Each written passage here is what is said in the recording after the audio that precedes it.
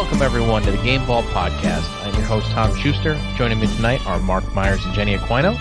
Tonight we'll be discussing our favorite open worlds to explore and reviewing our Retro Roulette game, The Legend of Dragoon, for the Sony Playstation. But before we get to all of that, what have you guys been playing? Let's go with Jen. Okay, so most of the same things that I've been playing. Dead by Daylight, and I'll just briefly go into this because I'm very mad at the game right now. They released their mid-chapter update, and if you're a Survivor main, you probably are already agreeing with me that the game is very broken at the moment. Killer hitboxes are like 3 feet away from you. The killer hits you. I got hit through a building yesterday, a stone building, like through a tree, around a corner, vaulting through a window. You're already through it and you get hit anyway. Like, it's very broken.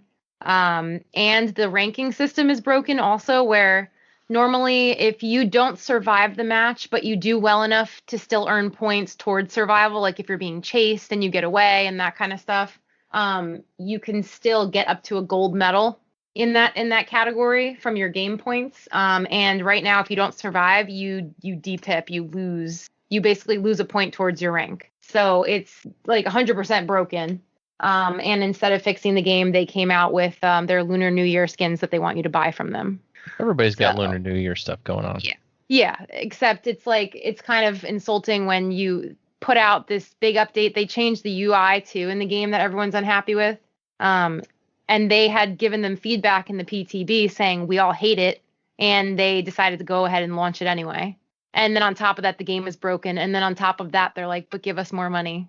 So it's, if you check out their ratings right now on the Steam store, as of February 9th, they went from almost all like positive ratings. It literally, like, I can't even describe it. You just have to go look at it. It tanks. Like, did they get review bombed? Oh yeah. I can't even describe what it looks like. It's literally like positive for like the whole however much it goes back to. And then it's February 9th. It's just red and it goes straight down to the bottom of the graph. Like, more than they've ever been positive. It was crazy.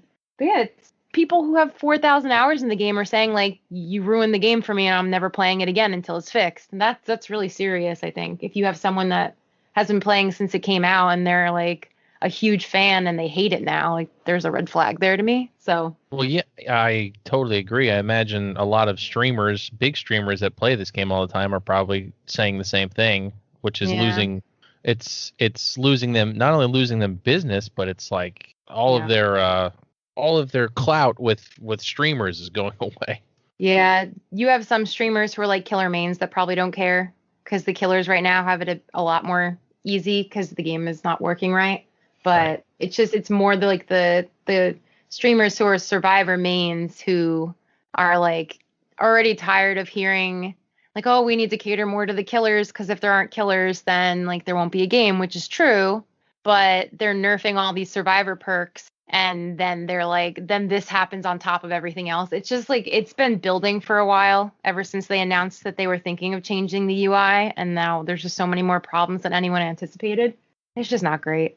But I don't know. We'll see on Saturday during our stream how it's going to be. Yeah, I never understand why games like this feel like they need to do big changes. You know, the UI change makes no sense. I don't know what they were going for with it. And I think they said something about being able to read the names better, but yeah, I don't know why that helps at all. Really, I would just look at the photo. I don't care who I'm saving. Like, right.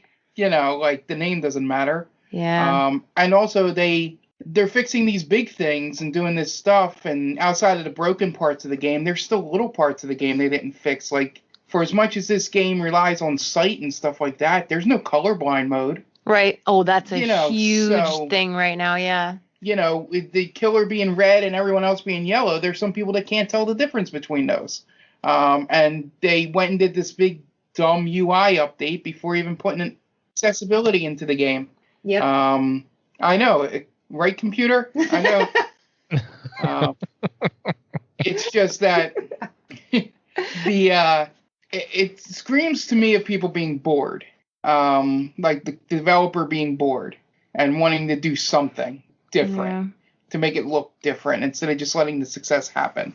or not knowing where to focus. Like the difference is with Fortnite. Fortnite, did some changes and stuff, but it's mainly the same game it was. It's just their big changes to make it stand out and stay fresh are like outside of skins and stuff is celebrity stuff, brand endorsements, getting, things like that. Yeah. Maybe this isn't a big enough company to do that, but that's how they switch it up. When you start messing with the way the game looks, like the bones of the game. Yeah. And then you don't listen to your biggest players in the PTB. Like the people who play in the PTB most of the time are like the big streamers, the people who want to know how it's going to be so they can share their feedback. Like that's your most valuable audience. And then for them to turn around and say like, we hear you, but we're going to do it anyway. And you'll just get used to it. Like that's just insulting. It just screams upper management not having a clue to me. Like, that's what it seems like. It seems like somebody wants to make money, and they see that Fortnite makes money this way, and a bunch of other games make money this way. So this is what we're gonna copy that and make money. But we're not going. We're gonna break. Like I'm sure they didn't plan on breaking the game, but when it happened, they were probably going. I mean, what are they complaining about? It's the same game. But they literally said in a dev interview that I watched on Twitch. They said, because a lot of people are asking, I forget what the exact question was. It had something to do with like the balance of the game. Like, when are you guys going to make it so that the killer can't like consistently tunnel you or face camp you? Like the killers who literally hold you hostage on the hook the entire game. Like, when are you ever going to make it a more severe penalty? And they were like, well, guys, if it was balanced, it wouldn't be fun. Like, that was their answer. It was just like, why would we stop? And then they said something like, if we stop, like we want the killer to make decisions. Like we don't want to take away their decision making. I'm like, this is such a runaround. Like it's just a cop out. It's just, we don't want people to stop playing as killers. So we need to make sure that they're playing. I get it to a degree, but it's a mess. I know I said I wasn't going to talk about it for a long time, but here I am. Sorry. It's okay. Jen, that's why we have this. That's why we have this podcast. So you can vent on things if you need to.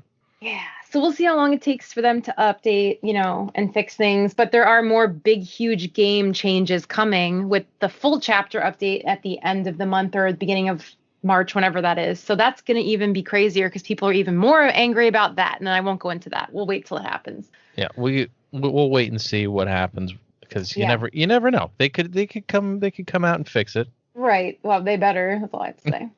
But speaking of games that like know what they're doing and they fix things really well, Phasmo's been going really well for me. Been playing that a lot, streaming it a lot, playing with other people, making some friends through it. It's been going really well. I've been having a lot of fun with Phasmo.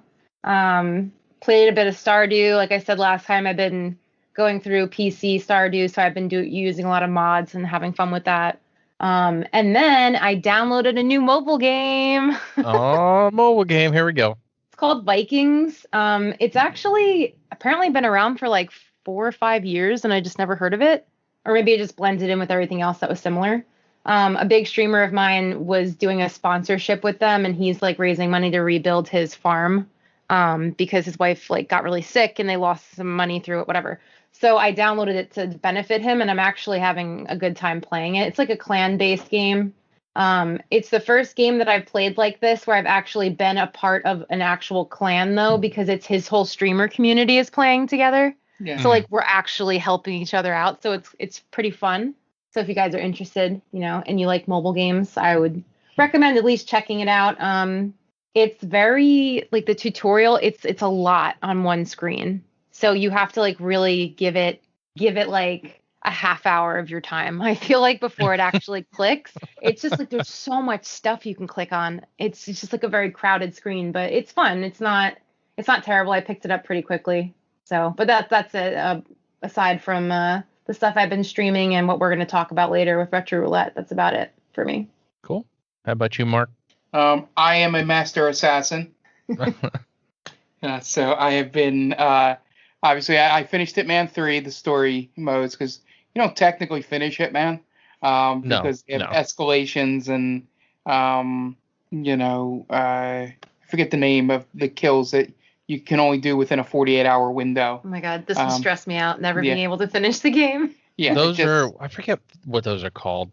Yeah, but escalations are fun and stuff like that. if you're listening to this stream, I've actually listened to this on Monday. I've already streamed it the day before, so check out the VOD for that. But yeah, the story mode's fine. I mean, they tried to go a little bit, spy and super, stuff like that, super spy stuff. You can tell that since they got the James Bond license, where they're probably going to go with that IO. I was gonna say it seemed like an audition, right? Yeah. But a couple of the maps are real good. A couple of them suck, which is par for the course with the new Hitmans. There's this one map where you can. It doesn't matter. It's spoilers. With Hitman, I'm not going to talk about the story itself in case people are really worried about spoilers with that.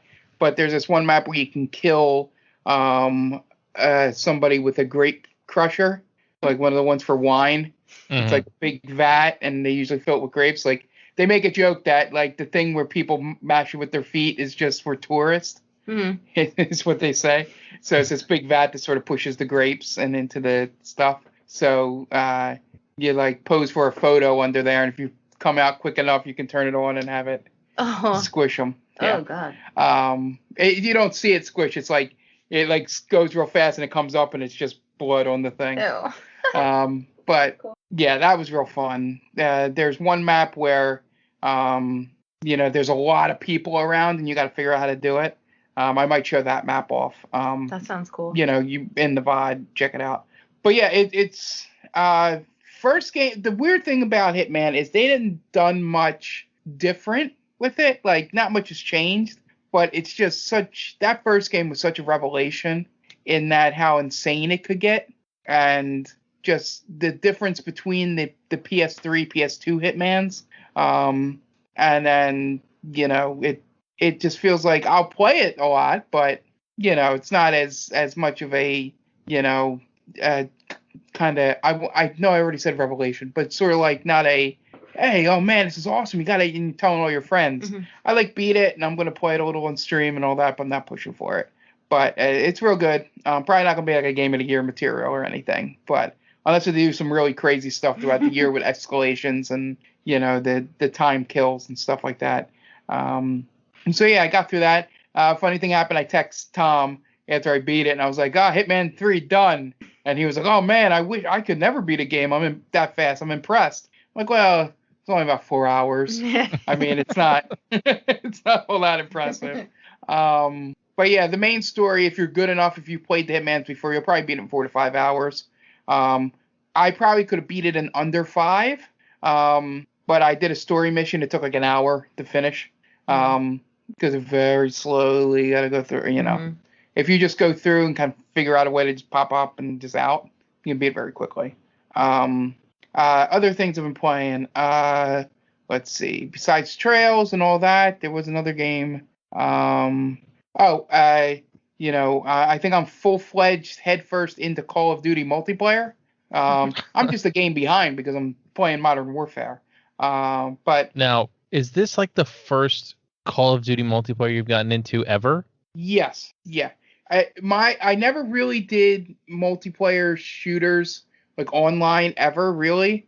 The only time I would do it is like local, with bots and stuff with friends and all. The first one that I got into actually playing online for a little bit was I played Battlefield 1 for a good bit because I got really into their version of Domination, whatever they call it. I started out doing that with Call of Duty, just playing Domination. And then I just tried out a couple. I just did a quick play. They did 10v10 Moss Pit, which was like, 10 on 10. And it was like for 4 different games that rotated in there. And I found that I liked a bunch of those, not all of them, but a bunch of them. So I just went to quick play and just had those as the check marks on quick play. And I've just been going through that and getting better. Like I said, my KD is still 0.33. But it is improving. It was under 3 before. But I'm getting a lot closer in terms of the KD. I got a couple more positives, and the kill number is going up. So that's always good. Yeah. I'm getting really good with games like Headquarters and Kill Confirmed and stuff like that. Racking up the points and kills on that. Headquarters, I had a really good thing where I found the thing where I laid down, went prone, and I happened to be lined up where everybody would run around the corner to get to the, so I was just picking them off. So everyone hated you then, is what I'm Yeah, you hearing. were a dirty camper. Well, no. In headquarters, you're defending a point. Right, so you kind of have to So play that's like how you play. Yeah. You sort of, everybody finds, you see, if you ever play headquarters, which many people listening to this probably already have, but you get to a point and you plop down here and then someone else plops down there. And you sort of set it up like a base defense. But I just got lucky that the spot I picked to lay down was like sort of the tunnel where funny. most people ran by.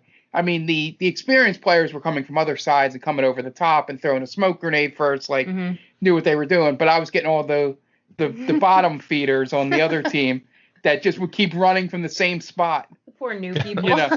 And we were just picking them off. And meanwhile, I found out that son of a bitch, he hasn't moved yet.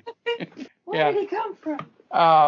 I found out that I am only really good at that game when I have a scope. Like a thermal? Yeah, because I went to a new gun because I may or may not have bought the battle pass. So I went to one of the new guns that you get the blueprint for through the battle pass, and it's a higher damage assault rifle than I had been using. But I had to start at level 1, which meant no optic, no scope, no anything, and I was terrible. I wasn't getting any kills. And then once I got a scope, as rudimentary as it is, like a level 3 scope, just having that little dot looking through the thing, my kill numbers like tripled. Yeah. From that, I was like, oh, I need a scope. I'm not good without this. So I don't think I'm going to be any good where I'll be like your brother Tom or anything like that. But as you saw on Wednesday, it's a lot more like, around the corner. All right, I got one. Yeah. It's not. I'm not as hectic or frantic playing it. So it's a good waste of time.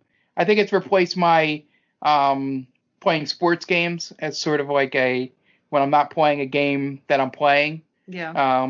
To like waste an hour or so. Just because sports games, as much as I love them, kind of get boring after a while for me because you get good at it enough against the computer, and then I'm not as young as I was going, oh yeah, look, I'm playing, I got LeBron James on the Sixers, this is great. That doesn't do much anymore. It doesn't excite you the way it did when we were 15. Yeah And the creative player stuff isn't the same, ever since they allowed you, it looks too realistic. Like I miss the old college football stuff where you'd make yourself and it'd be insane. You can make yourself like your real height and weight and all that, but have your stats all the way up, and it's like you're like this little 5'7", 190 pound quarterback that before that was a thing that was like really good in college, like being dominated. But as you got older, maybe I think that might have been the transition for me when college football went away and I couldn't import the stuff to Madden and have fun with stupid things like having my friends as other players on the team or in the league and seeing like an Anthony or something like that. Customization like matters. Like Bears running back Anthony Delvecchio or something like that. As I was a quarterback somewhere else, and just stupid things, just seeing it pop up.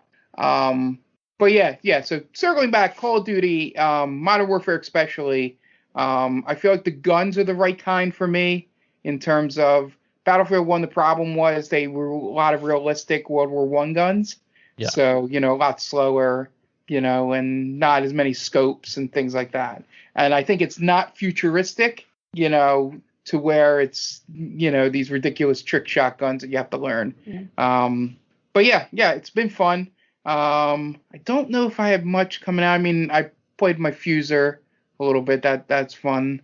I found out that Dead by Daylight is the game I played the second most on Steam. I think it's second or third. At first it's Sims 3, but I think a lot of that has to do with my nieces. Because all they would play for a while. When they would come over, that's like 160 hours, so I know that's not all me. I did one experiment one time. I think we were on stream, Tom. Yes. Where I just made up a house, made a huge house and all that, and just let it play in the background while Tom was streaming. I think I literally just rewatched that stream. I think I was playing F-Zero X. I think I was playing. Yeah, people were just dying, and I couldn't figure out why.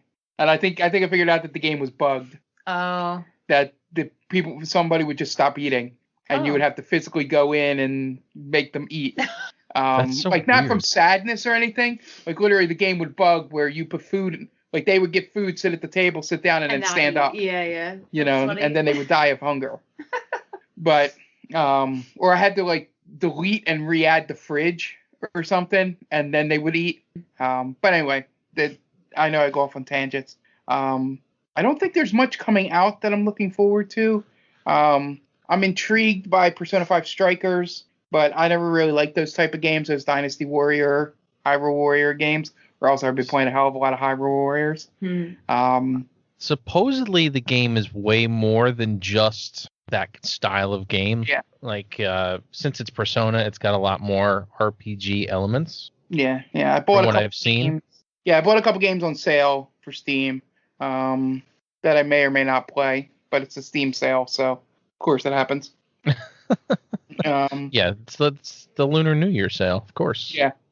I got Ultimate Chicken Horse was like $5 or $6, which would be a great stream game for us. And then I bought the Colorado map for American Truck Simulator. Oh, maybe we could see that come back. Jen said the same thing when I mentioned it to her. Dude, Happy Thursday's coming back. Yeah, I can't wait until they got 2 more states before they're done with the whole west of Texas stuff. You know, they got Wyoming and Montana. And then that's all done. It's really cool that they're still updating that game. Because that game is and they basically announced that Wyoming's coming in the spring. They said, does anybody 5 like years bison? old, right? You know, and, you know, the bison is on the Wyoming flag. Right. State flag. But, yeah, so that's basically all I've been playing. Probably going to have, you know, I'm trying to find another game to get into, you know, just to play regular. But, you know, I got to beat Tales of Berseria. So. Excuse me. No, I meant actual real games. You know, every time, Tom, because I will say you made me purchase it. Every time I look at my gaming shelf and I see the Steelbook for Persona 5 Royal, I consider playing it, despite the fact it's a 120-hour game. Listen, I didn't make you do anything, Mark. I will say you made me. He planted the seed. Make me feel better. Mark, you also still have a game that I've loaned you, like before the coronavirus hit, that you have not played yet. That's it. I knew there was a third game. I bought Golf for the Nintendo Switch. Oh. PGA 2K1. And a golf game on the Switch, not bad. I mean, it's probably better elsewhere in terms of graphics. I did have one hiccup where I was trying to putt and its screen was black, except for the UI. Oh. So I had no idea where the hole was. Did you get a hole in one anyway? No, I just missed actually. Oh. Because the fun part was you had the little marker, and if you hold A, it sort of lines up where your putt's going. So I had that line going, I had where the line was, and I'm like, I guess maybe I'll go this way, you know, and it just missed. But yeah, the whole screen went black. But yeah, but besides that, the Switch has been running really well. It hasn't been having any hiccups. It's not Tiger Woods, you know, some of those had a lot more features. This looks like it's very much, they want you to pay for currency to buy cosmetics. Yep. In this. That's the new thing. It's a 2K game. But yeah, I grabbed that, and then I got the new version of was it Double Helix or one of the Fear Effect? That was it. Double Helix is one of the names of the games. For free with Nintendo coins. It was on sale for like $1.99. I had enough coins for like $2.50, so I just purchased. I haven't played it, but yeah, I knew there was a third game. Talked long enough, I got to it. But yeah, the customization is fine on that. If you like golf and you play your Nintendo Switch a lot, I recommend getting it. If you have other systems and you love golf, it's good. If you like simulation golf, you know, golf with your friends and all that is your funny golf. But yeah, that's all I've been playing. Okay. I'm just going to tell you I've made the decision. I'm going to play through all of the Kingdom Hearts games. Yay. Even 713 over 12? Yes. Okay. Even 675 over 309. Yes. So I'm still playing through Kingdom Hearts 1. I'm at the end of the game, and I got to the end of the game. I was like, man, this seems like the end of the game. It's because this is one of those games that came out before they like warned you that it was the end of the game. because it's a PS2 game. It's an early PS2 game, so that wasn't really a thing yet. So I'm at the end of the game. I'm in the last level, and I'm going, do I want to go back and get all the stuff? I want to go back and get all the stuff. So totally trick out your gummy ship. This is the first time I've ever built my own gummy ship. I did that because I saw that it was a trophy. So I was like, all right, I'll give it a shot, because I couldn't, as a kid, I could not understand for the life of me how the gummy ship builder worked. So I had to watch a YouTube video, multiple YouTube videos, just to figure out how to get the pieces onto the ship where it made sense and not have it like not be able to fly. So I did that for the first time ever. I now need to go back and get the ultimate weapon and beat the all the tournaments at the Coliseum, and do all of the. I need to get all the lost pages for Winnie the Pooh and all the Dalmatians. Oh, you have to do that. I've been trying to do the Dalmatians as I've been going, but I'm pretty sure that there's some that I haven't been able to get to. So that will be probably the first thing I do is get the Dalmatians, and then I'll do all the other stuff. Yeah. But do you have 101 of them? Yeah. I don't have 101 yet. You don't have all the Dalmatians. I realize that, Mark. You sounded unsure, so I just wanted to make. Yeah, I didn't look at Jiminy's journal, so I'm not 100% sure how many I have, but I didn't get a trophy, so I'm sure I didn't get them all. But I need to get the ultimate weapon, which is kind of the big deal. You kind of need it to beat the end boss, otherwise he'll just smoke you real fast. Because I mean, spoilers for 20-year-old game. You fight Maleficent first, and then you have the big boss battle like right after that. So I've beaten Maleficent, so now I need to go back and get all the other stuff so I can beat the big boss, which is very nicely of them. They put a save point right in front of the big boss, so I can like get in the gummy ship and just go do whatever I want and then come back like he hasn't been sitting there waiting for me for a year. So that's pretty much what I'll be doing. And I've decided I'm going to do them in release order, which should be fine, but people will argue that, oh, you should be playing Birth by Sleep first. Well, I started playing Kingdom Hearts 1, so I'm just going to play Birth by Sleep whenever it came out. So, and I did not realize just how many Kingdom Hearts games there were. There's like 11 games. Jesus. And they all have story relevant content. And they're all relevant to the story. It's not like that you can just skip one, which is what I've done up until this point. I've played 1 or 1.5, 2.5. I've played the originals, but I've played the remix ones too. 1.5, 2.5. I played about halfway through Dream Drop Distance. I played 2.8, which Mark, you're absolutely right. The naming of these just gets so stupid. I played 2.8 and 3. What's that?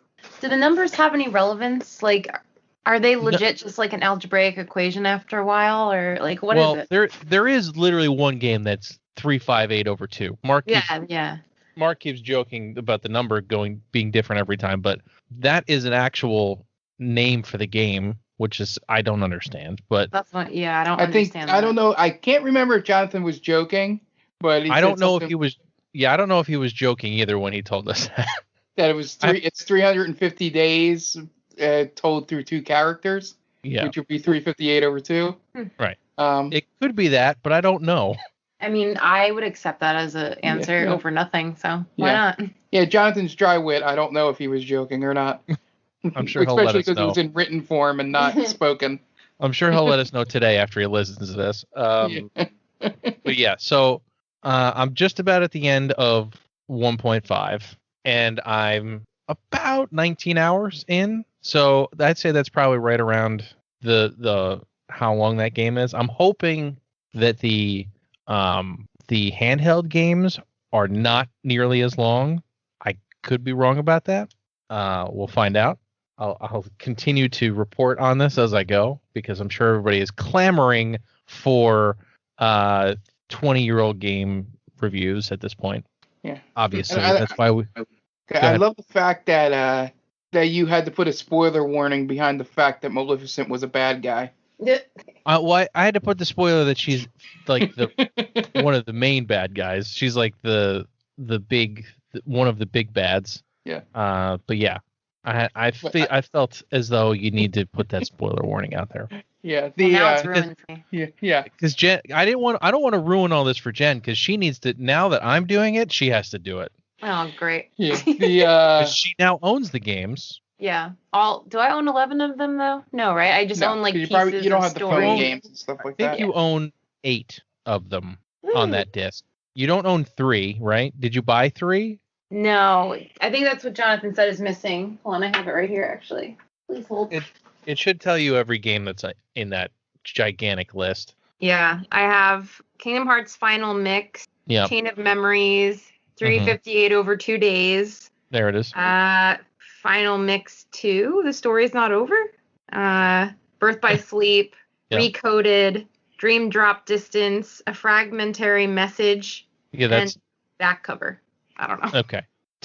Fragmentary Message is 2.8 or or 0.8 or some. It's like the prologue for 3, which Okay. they released as like a $30 game, but it's like an hour. But they released it for like not a full price, but like a half price game, which That's is hilarious to me. Because even like a $60 game should be more than 2 hours. Yeah. Right? Well, Unless it's, I that's don't know.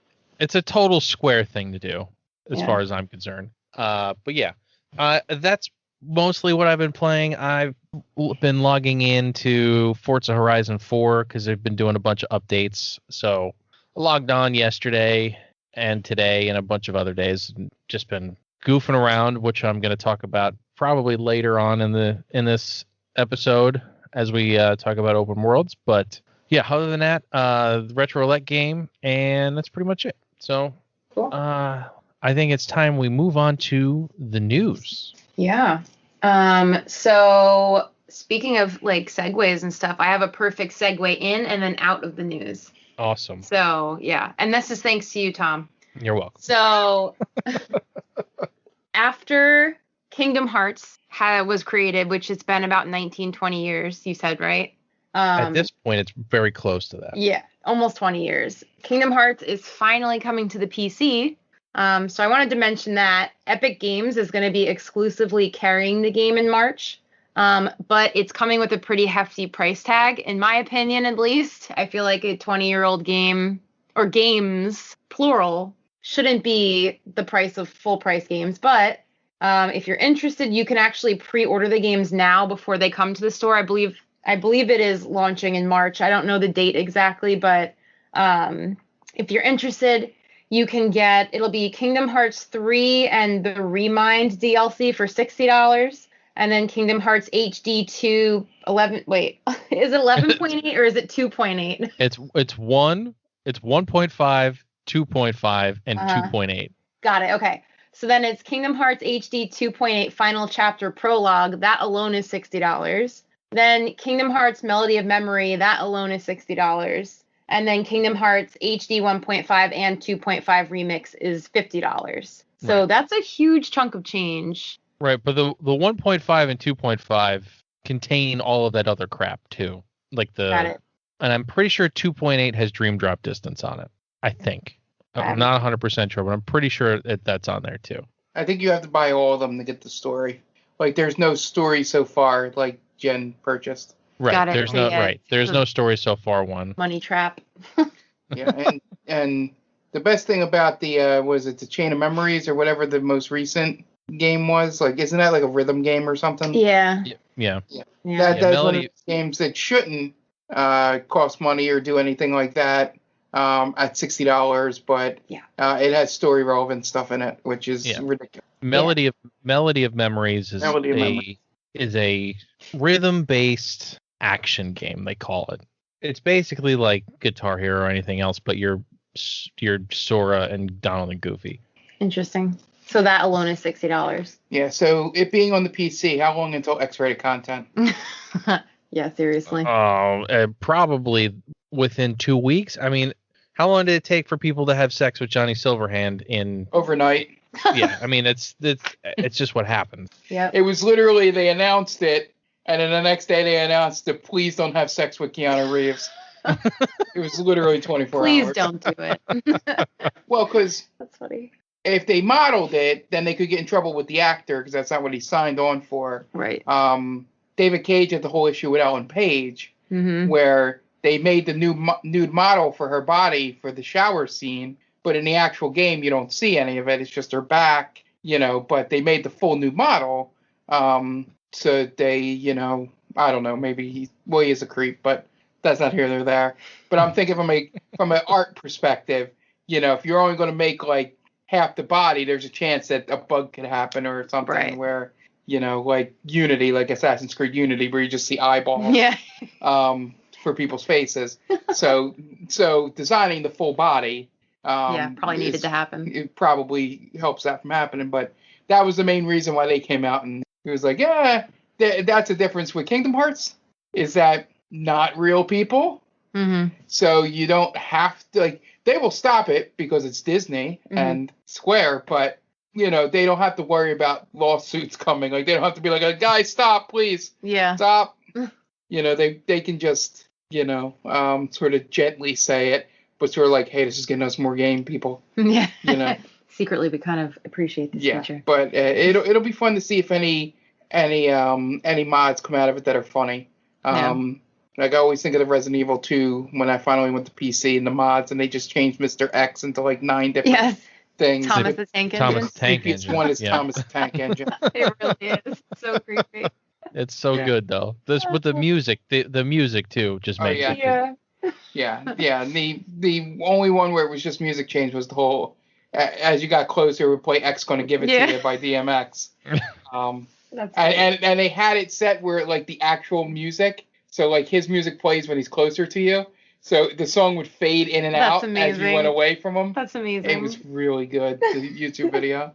I don't know if the guy altered the YouTube video to be able to do that, but even that is amazing. Yeah. That it was perfectly timed. Yeah. But yeah. So I just can't wait to see the stories on this when it comes out.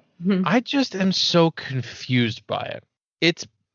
This game has been around for so long, and it just finally came to Microsoft consoles. I don't know what changed that it went from being a Sony only property to now it's on everything. It's on Switch. It's on Xbox and now PC. What took so long? Disney wants to make money. Yeah. Is it you? Do you think it's Disney, or do you think it's do you think it's a Square thing going? Listen, we need to make more money now. So it's probably Disney because they're in a lot of debt, or they're not making as much money because of coronavirus and all that. Yeah. Well, I'm saying it more because Disney runs that show for that game. That's why there was less and less Square characters in it. Well, yeah. In 3, there was none. There was pretty much no Final Fantasy characters. Yeah. So Square runs the show. Disney. I'm sorry. Yeah. Disney runs that show. I mean, it makes sense. It was definitely them going, what do you mean you're not doing revenue streams doing these 2 other things? Yeah. So we'll see how it goes once people start playing on PC. We'll definitely see some more streamers, I think, playing Kingdom Hearts. I will just note that Epic did urge people to make sure your PC can handle playing the game. So they do have their recommended minimum specs that you need. So I would definitely recommend checking that out just in case you spend all this money and then you can't play the games. Do you have them in front of you by any chance? I don't. I just wrote down that they recommend that you check it out. It didn't seem crazy to me. Yeah, it's probably just to stop people that have older computers that remember the games as a kid. Yeah. From buying the game and not being able to play it. Or people trying to play on laptops and stuff. At least the 1.5, 2.5 remakes are not that bad. It's it says i3 3210 and AMD A8 7600, which are really old and not necessarily very good processors. And graphics cards says GT 730 from NVIDIA or an AMD R7 240, which again, these are not very, very, very good things. I think that's minimum. Yeah. which is I nice. think you'll be fine. Anything moderately new, I think you'll be all right. Yeah. Anything probably 900 series and above, you should be fine. Yep. Yeah. So yeah, that's that. Cool. I guess more to come as we see them start rolling out in March. I'm excited and skeptical at the same time. Yeah, I am looking forward to mods, as Mark says. I think that'll be interesting. If not for nothing else, it'll be entertaining at least. Yeah. So moving on to something that I'm really excited about. The most detailed and realistic character creation tool has been created. Uh-oh. I don't know if you guys have heard of this. So another Epic Games story, actually. They've designed this character creation tool, and it's actually meant to run on a browser, which is pretty cool as well. It's being powered by Unreal Engine, and their aim is to reduce the time studios take creating ultra-realistic human characters for their games. So while it can take months to years, or it's rushed and it looks like crap, like this is what they're creating in order to cut down on that time. And it also can be used with motion capture, which is great as well. So I know like that's like a huge thing right now in games. So this is really crazy. There are 2 videos out with Unreal Engine where you can actually watch samples of these characters that they've created with their tool.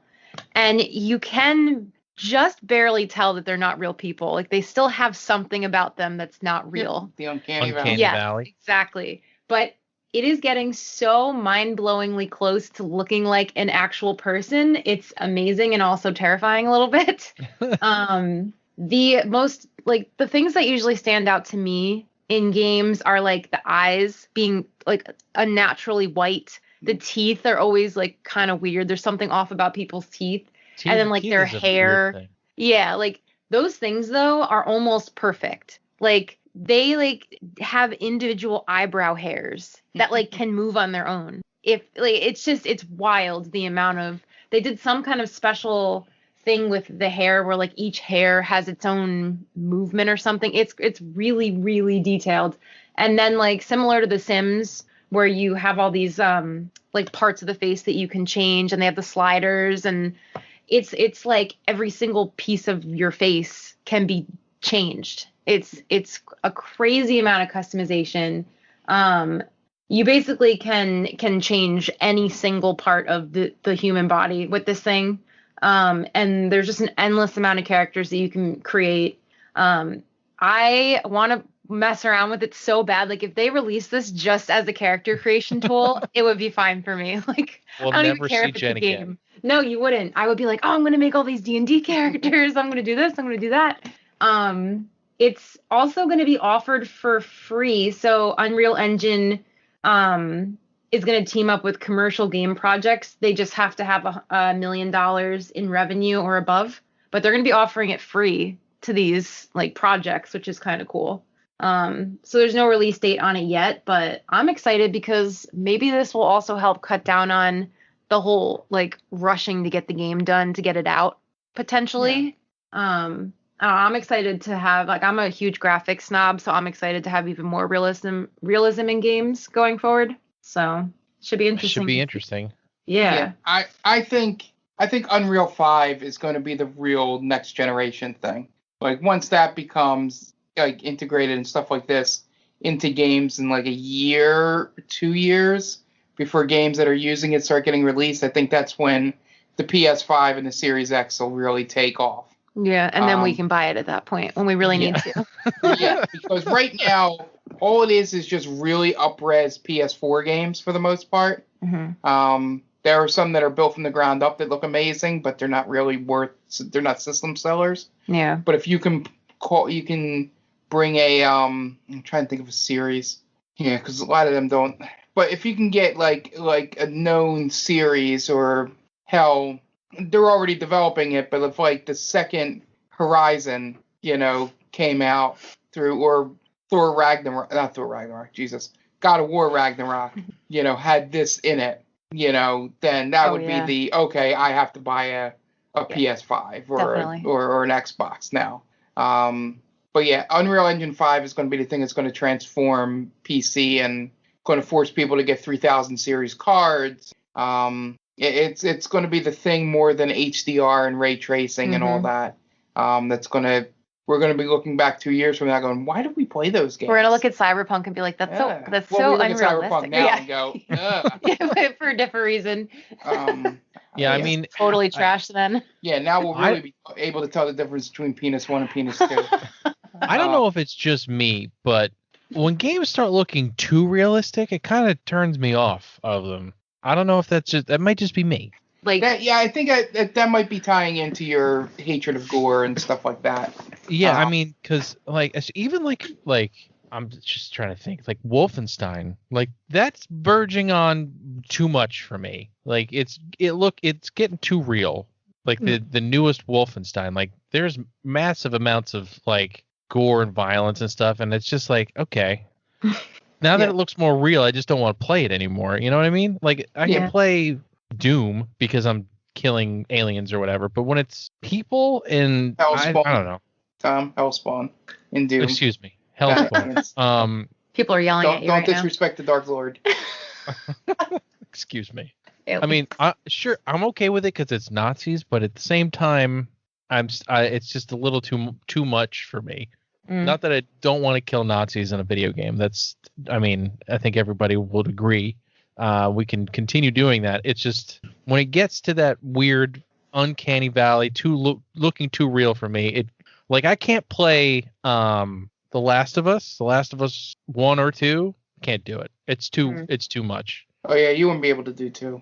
Especially the multiplayer. I still want to be there when Jen plays 2. The multiplayer, the multiplayer alone is like super violent and like heads are exploding, and I'm just like, I'm good.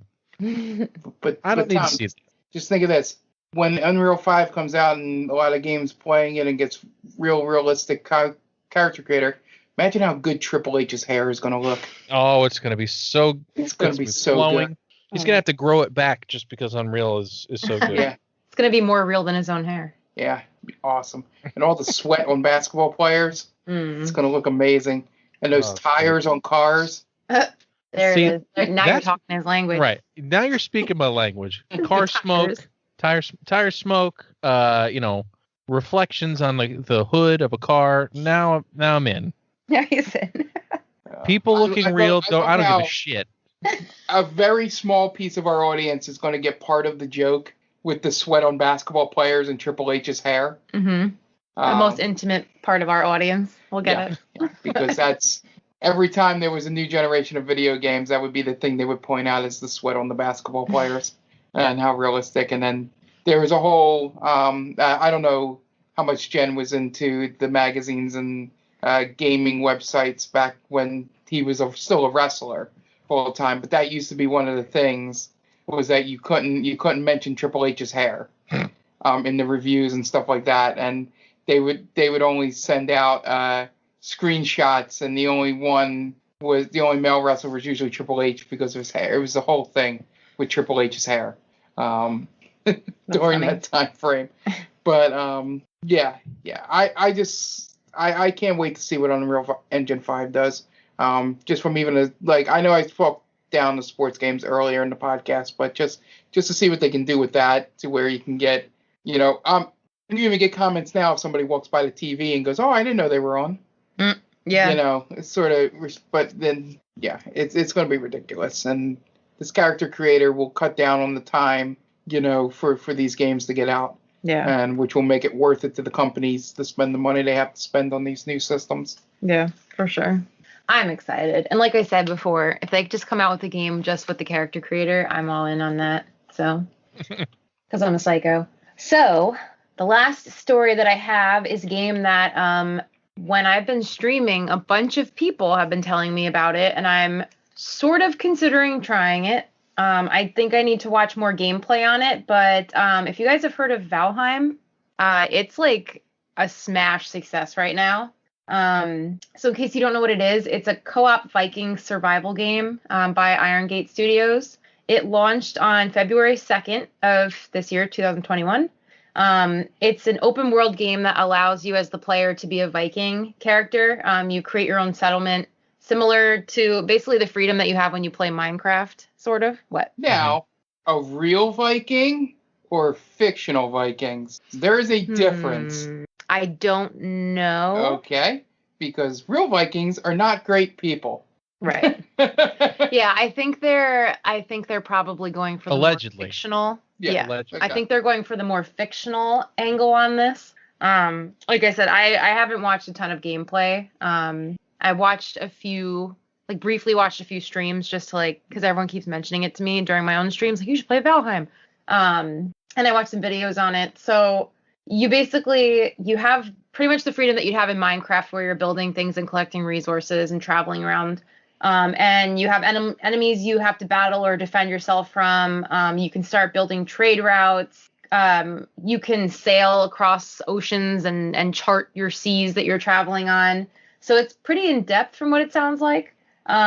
The style of the graphics is definitely still kind of pixely and hexagonal at times, but it's still kind of impressive what they do with the lighting in the game, and the coloring is really pretty. So it's not, ultra realistic in any way, but it's kind of that middle ground. It's not even as detailed as World of Warcraft is. It's a downgrade from that, but there's something about it that people are really loving. It definitely has that Minecraft vibe for sure. It's just not as, hexagonal as that. People love Viking. Yeah. I mean, they're making a big comeback right now, I feel like. Yep.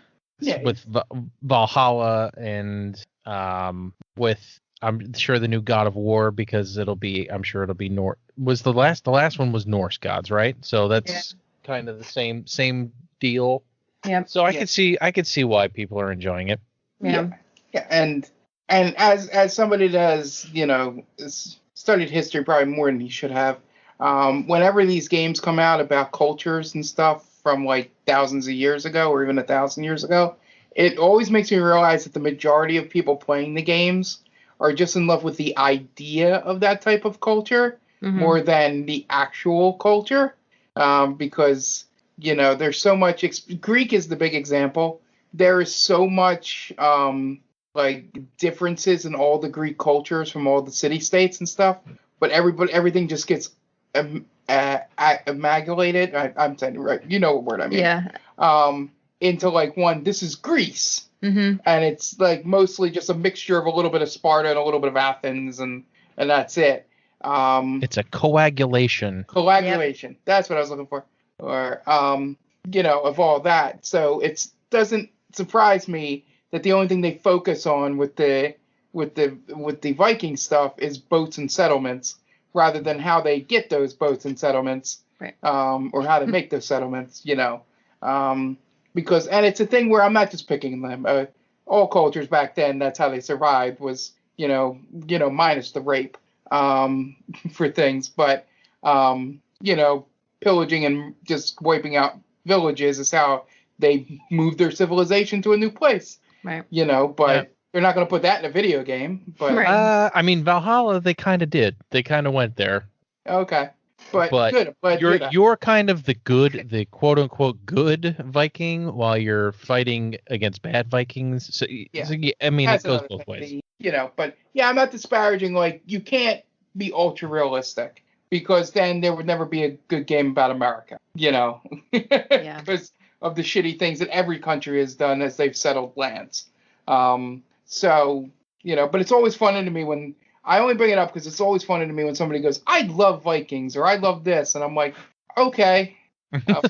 You don't know what that sounds like to people that were on the other side of those cultures, that were terrorized by those things. Yeah. We only give it 1,000 years, and as bad as, the things you just mentioned you love killing in video games, Tom, become very normalized and toned down. And, it's sad to think about that, but that's what's going to happen. But it just makes me laugh. But that's a weird tangent of a person that has... No, it's actually not that weird, because, like I said, I've been playing the Vikings mobile game. And the streamer I was watching was asking people to play it. And someone in his chat said, I refuse to play that because Vikings wasn't a culture. It was a job, and they were all assholes. So that's really weird how you are saying pretty much the same thing. It just... There are others out there, Mark. Yeah. You're not alone.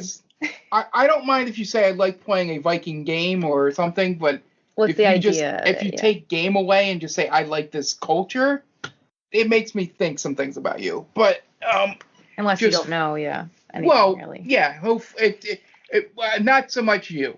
I'll say it makes me think about the education system. Yeah, that's fair. That, that is fair enough. Don't know that stuff. Or all the shows that are out that are like romanticizing things that, aren't exactly as great like as they seem. Things that, even Game of Thrones and things like that romanticize what, the Dark Ages and the Renaissance and all, stuff like that was. Even though it's obviously not a real time period. It still feeds off of that. Yeah, but that's what, when these games come out, and it's just like picking off little cultures. It's probably a great game. As long as they don't try to make them seem like the good guys and like everybody you're fighting is the bad guy. Yeah, that's where I get a little upset. Yeah. But I think this game seems like they're just taking Vikings as like the theme to draw you in, and you're just like surviving. I don't know, because I haven't played it. I don't know how much they focus. If it's just a survival game, then fine. Yeah, I don't know how much they focus on actual like Viking stuff. Yeah, I don't mind it if you can just lift the culture out of it and the game still works. Right. Like, I'm glad that Valhalla went there. Even though they did the hero thing where you're the white knight version of that job and culture. But they at least touched on it, and that's all I ask. In games. It's just, don't ignore it, because some of it is, really easy to ignore. But that's what, when you're making an open world game, you have to sort of maybe sacrifice some things, because, people, are going to want to feel like they're in that world, and they would never want to feel like they're bad people. Right. So. Right. Yeah.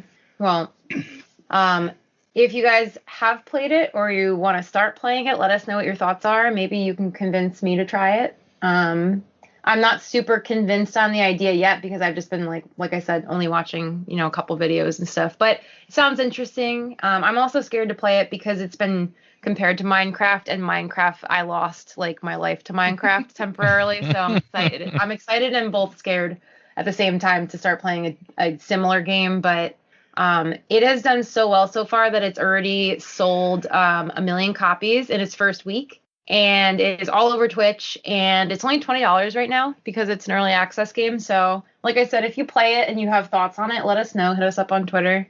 We'll be excited to hear your opinions on it, and let us know how Viking-esque it gets, I guess, if you want to continue that part of the conversation as well. But I guess that can transition us into our main topic, speaking of open world games.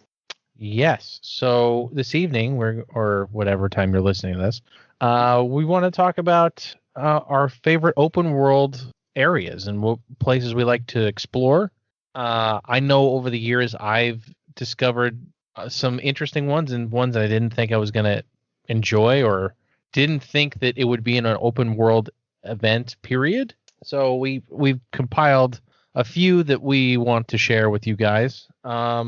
Jen, since you are championing this topic, how about you lead us off with your first one? So what I did was I talked about like the games as a whole as open world games, but I'll see if I could think of like specific areas in the games that I appreciate as well. I mean, it doesn't have to be a specific; it could be the whole world. Cool. That's fine. Because if I really dug into this, this would be like an hour for each game that I'm mention. So yeah, just in case you haven't noticed by now, to me, open world games are like, I can fairly say it's my favorite genre at this point. Because for me, like, I want to be fully immersed in a game, like where Tom, you were saying that the realism, sometimes it freaks you out. Like, I want all the realism that I could possibly get. So I like to make my own choices. I want to play a part in the story. I want to make my character down to the littlest details. Like, I want to be impressed and feel like everything is realistic. And I want to be like escape into a game most of the time. So my number one open world game will always be Skyrim. So I know nobody is surprised that I'm going to mention Skyrim, but this is like, aside from World of Warcraft, Skyrim is the most open world game that I think exists, or at least that I've played and enjoyed. You could pretty much go anywhere, and I'm not talking about modded Skyrim either, because I haven't even touched on modded Skyrim for my own sake. But I mean, you can climb up the mountains and try to get to the other side, even though you're not really supposed to. You could find a way. You can literally go anywhere in that game. I really appreciate the music as well. Everything about the graphics, the lighting, the weather changes.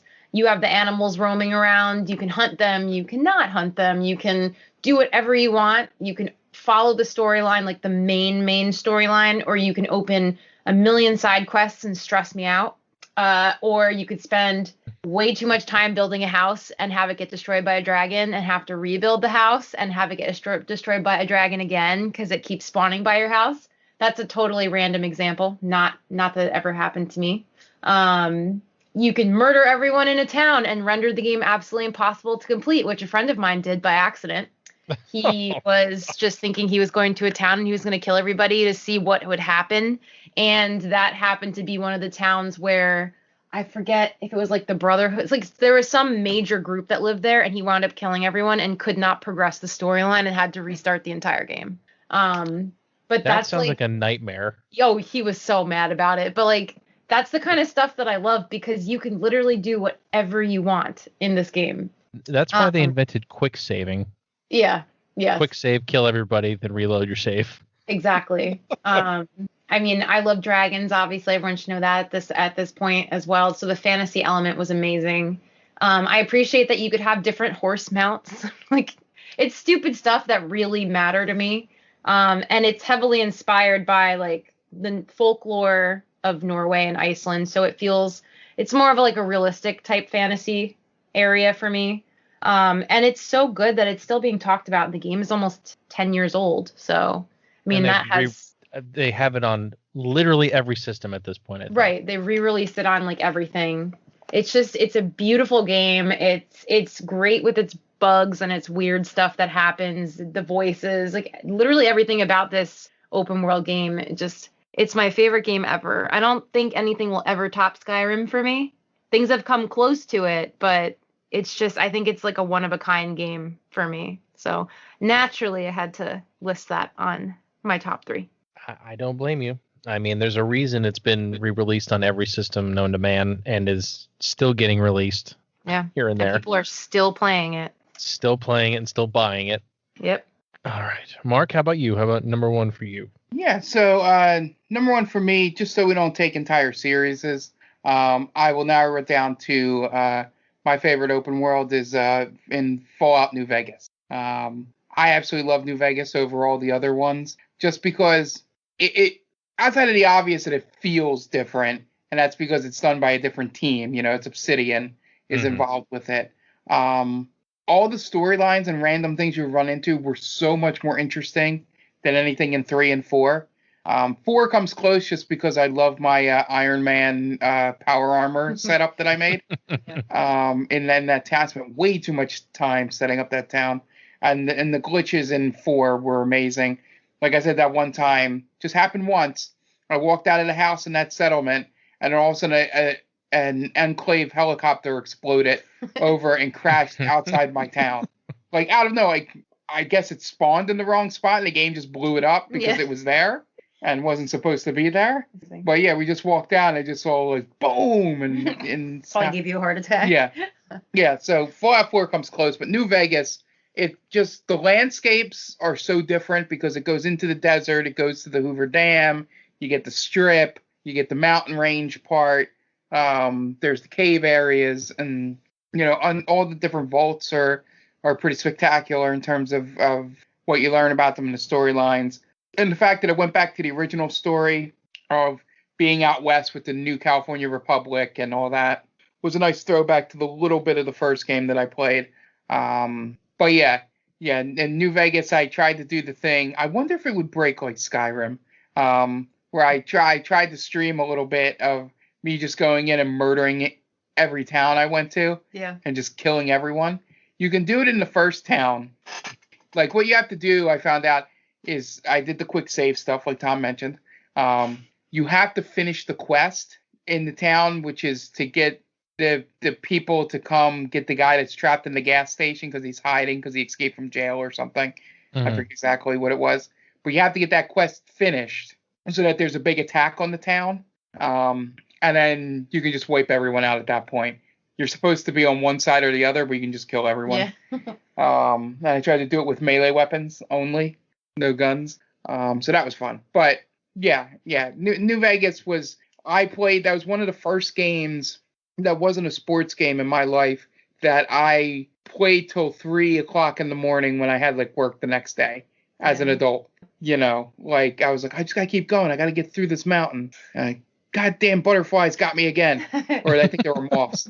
All right, I gotta do it again from my save point.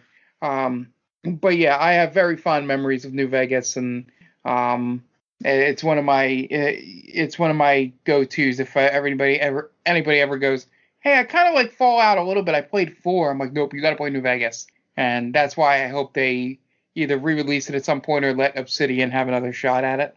Yeah, that'd be great if they re-released it. I haven't played it, but I want to, just because of how highly it's rated. Well, I mean, Jen, it's playable on PC at any point, and it's usually like $3 during these giant sales, so keep an eye out.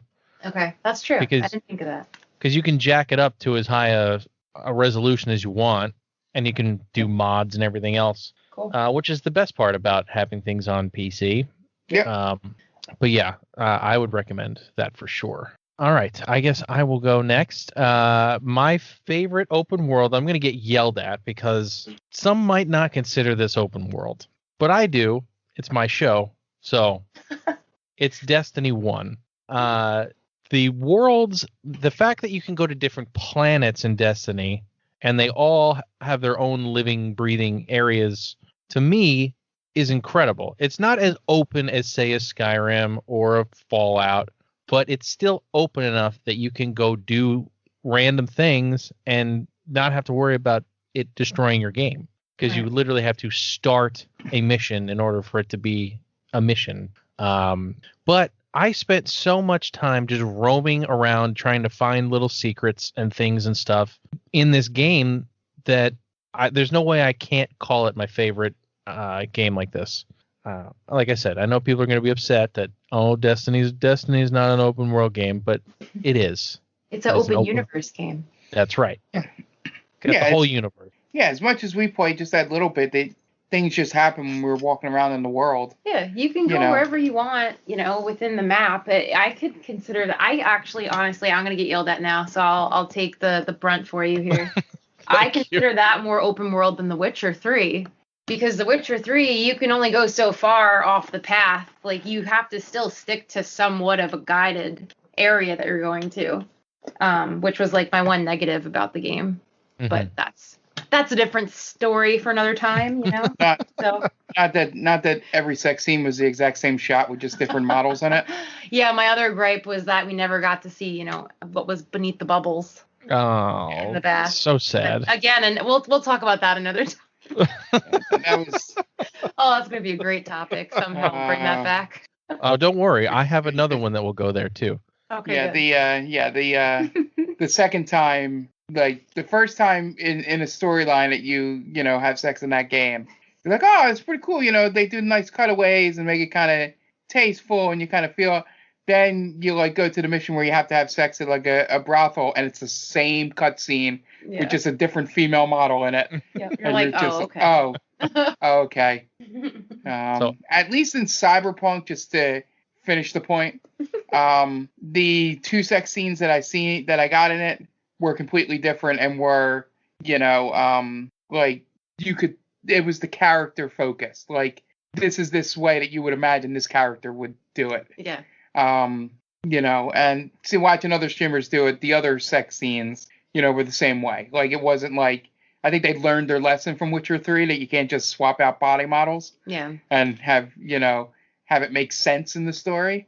So yeah, I don't know how we got to this from Destiny, but that's my fault. I don't know. Somehow we brought up sex scenes after. I was trying to get the angry mob off of Tom by bringing up Witcher, and then we just went somewhere with it. But the fact that it's basically here, I'm gonna get yelled at again, but it's basically an MMO. It's basically an open world.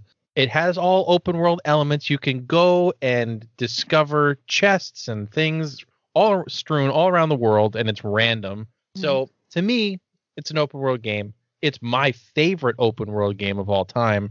I spent probably upwards of 200 hours in that game or more.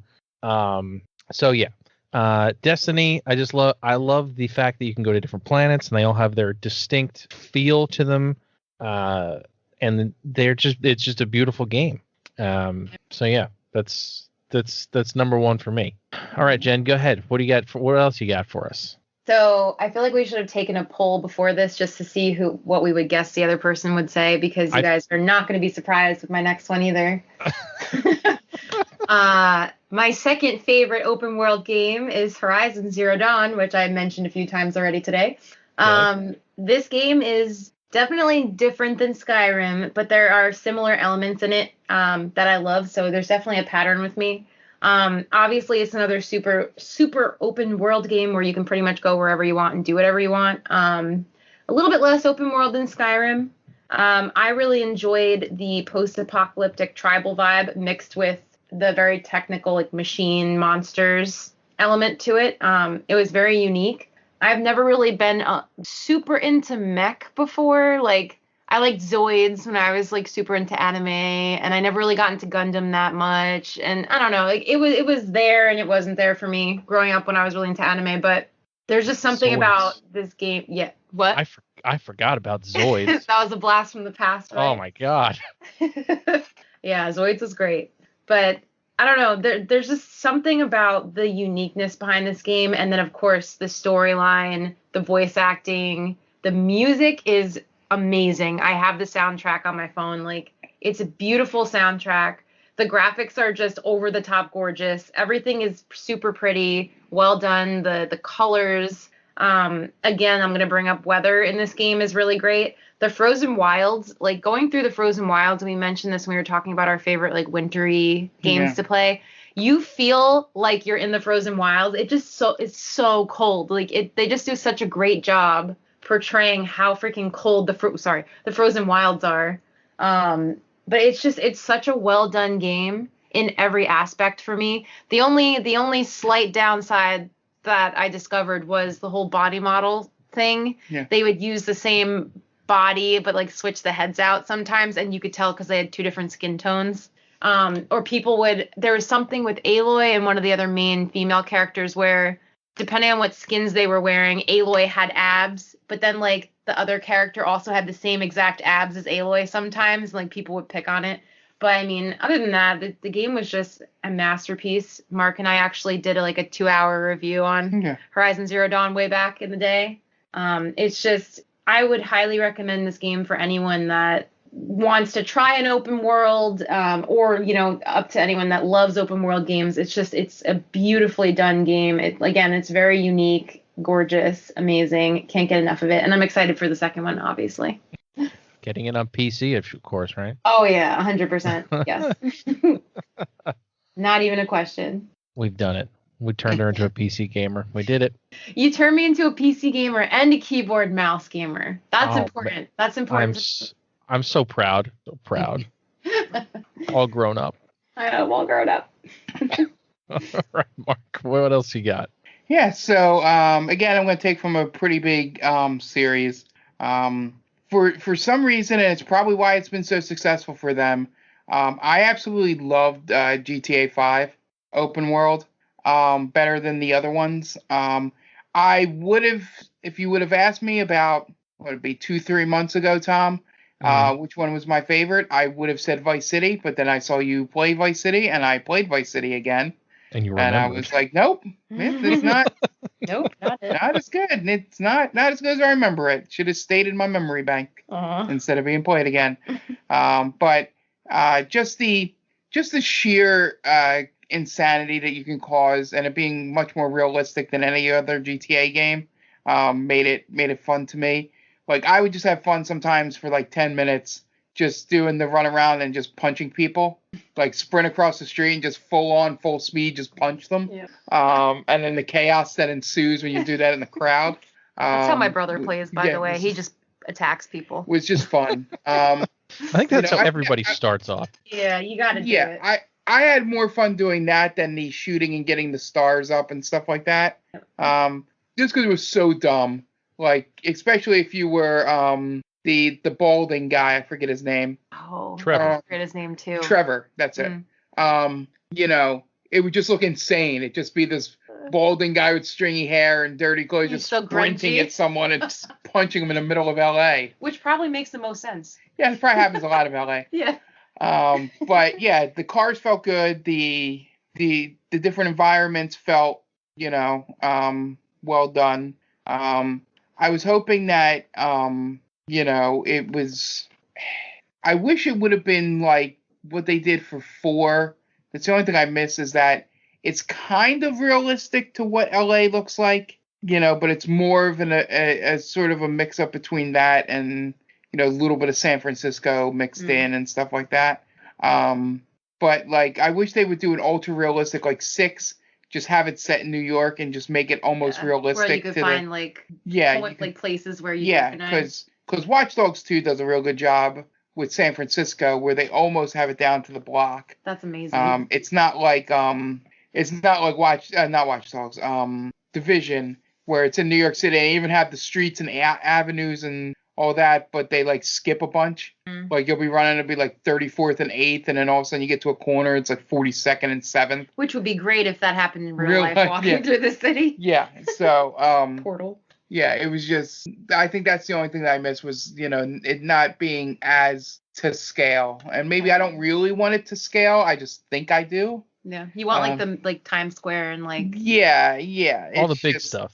Yeah, the big stuff. Hell but, yeah, that'd be cool. But yeah, if there's ever a game where I can sprint across Central Park and punch someone in the face, then I will absolutely love it. And which will lead you into my number 1 or final one when we get to that. Well, I think it's leading into my number 2, so so it's probably the same one. Well, maybe not. My number 2 is Red Dead Redemption 2. I played never heard. Should we tell this story real quick that Mark hates Red Dead Redemption 2 because of one stupid thing that happened to him? Yep, I finally got a perfect pelt. Yes. Then got ambushed by the O'Donnells or whatever the hell their name is, and they killed me. And the autosave did not keep my perfect pelt. That happened to me too. I shut it off and uninstalled the game. Wow. Mark rage quit so hard that he uninstalled the game and never played it again. That's hilarious. Never. He has to this day has not. It took me entirely too long to get that perfect pelt, and I needed it for an upgrade. And no. Like I have undue patience with games, but it was like, if it was my fault, fine. If I was being an idiot and was like, oh, there seems to be some people and horses over here, I'm gonna go shoot them, and see what happens. And then I lost, and I'd be like, oh, okay, I'll try it again. But no, it was like literally, I was like outside of town, like the encampment, like literally probably right before you go into the woods, and that guard standing there. I was probably like 600 yards from that area. And they just popped out of nowhere, and then, that's why I quit. So the reason Mark hates this game is the reason I love it. It's because it's so unpredictable. You can run into the O'Driscolls or whatever their names. I'm pretty sure that's what it was. O'Donnell rules. O'Doyle. O'Doyle rules. But you could run into them. You could run into random people that are trying to rob you. You can try to rob anybody you see. You can hunt. You can fish. You can do anything. And the setting itself is beautiful. The music in this game just goes perfectly with this open space. Yeah. We have a friend, Anthony, who runs the They Call This a Movie podcast. He literally would just turn the game on for hours, not accomplish anything, and be fine with it. Now me, I'd have a heart attack that I played 3 hours and I didn't do anything. But for him, that was what he wanted to do. But go pet some dogs. All right, you go pet some doggos. That's really all you need to do in that game, right? You collect wild horses and you get to name them and like tame them and stuff. I totally didn't do any of that. Of course not. Nope. Why would you? But yeah, just the fact that like it gives you random encounters. That's usually something you don't have in a open world game like that. At least in a Western style open world game. Because I played the first the first Red Dead, and there was not nearly as many things to do in that game. Granted, it was a PS3 and Xbox 360 game, but they took that world and expanded on it immensely, which is funny because it's a prequel. Spoiler alert. But yeah, the fact that you can continually discover things after the game is over is really interesting to me, and I always enjoy being able to put a game back in and just go around and explore and find things that you otherwise never would have bothered to look for. Yeah. And people keep finding stuff. It's one of those things where people will continue to find things in the game probably for the next 5-10 years, and I love that. Yeah, it's a really nice element that developers put into that game for sure. Okay, so I guess I'll close out my top 3. Yep. I went in order of like number 1 was Skyrim, number 2 is Horizon. So my number 3 open world game was Breath of the Wild.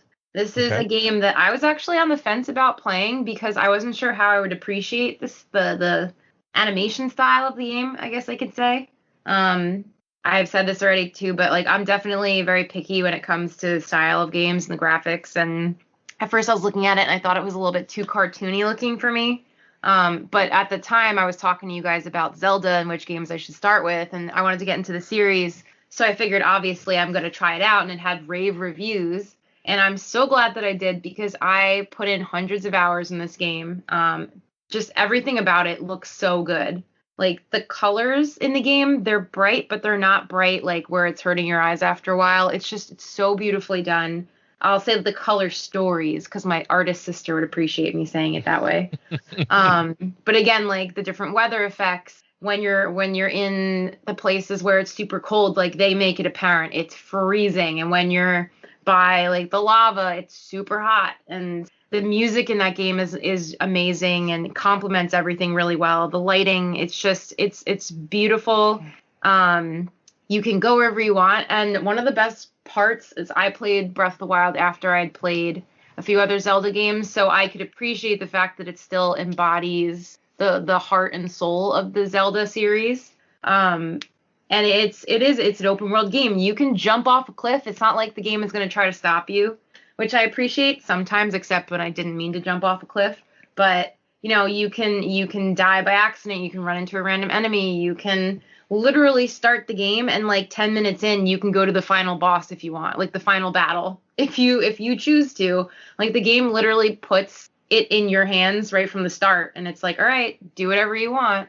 And obviously you learn the correct way of going about things pretty quickly, but I can't stress enough how amazingly beautiful this game is. And again, especially if you like Zelda games, I would definitely recommend this to somebody. I'm excited for the second one to come out. And yeah, that's pretty much it. It's a beautiful, really fun game. It's a great list. Not many surprises from you. No, none. But, I wholeheartedly agree. Yeah. All right, Mark, what is your last one?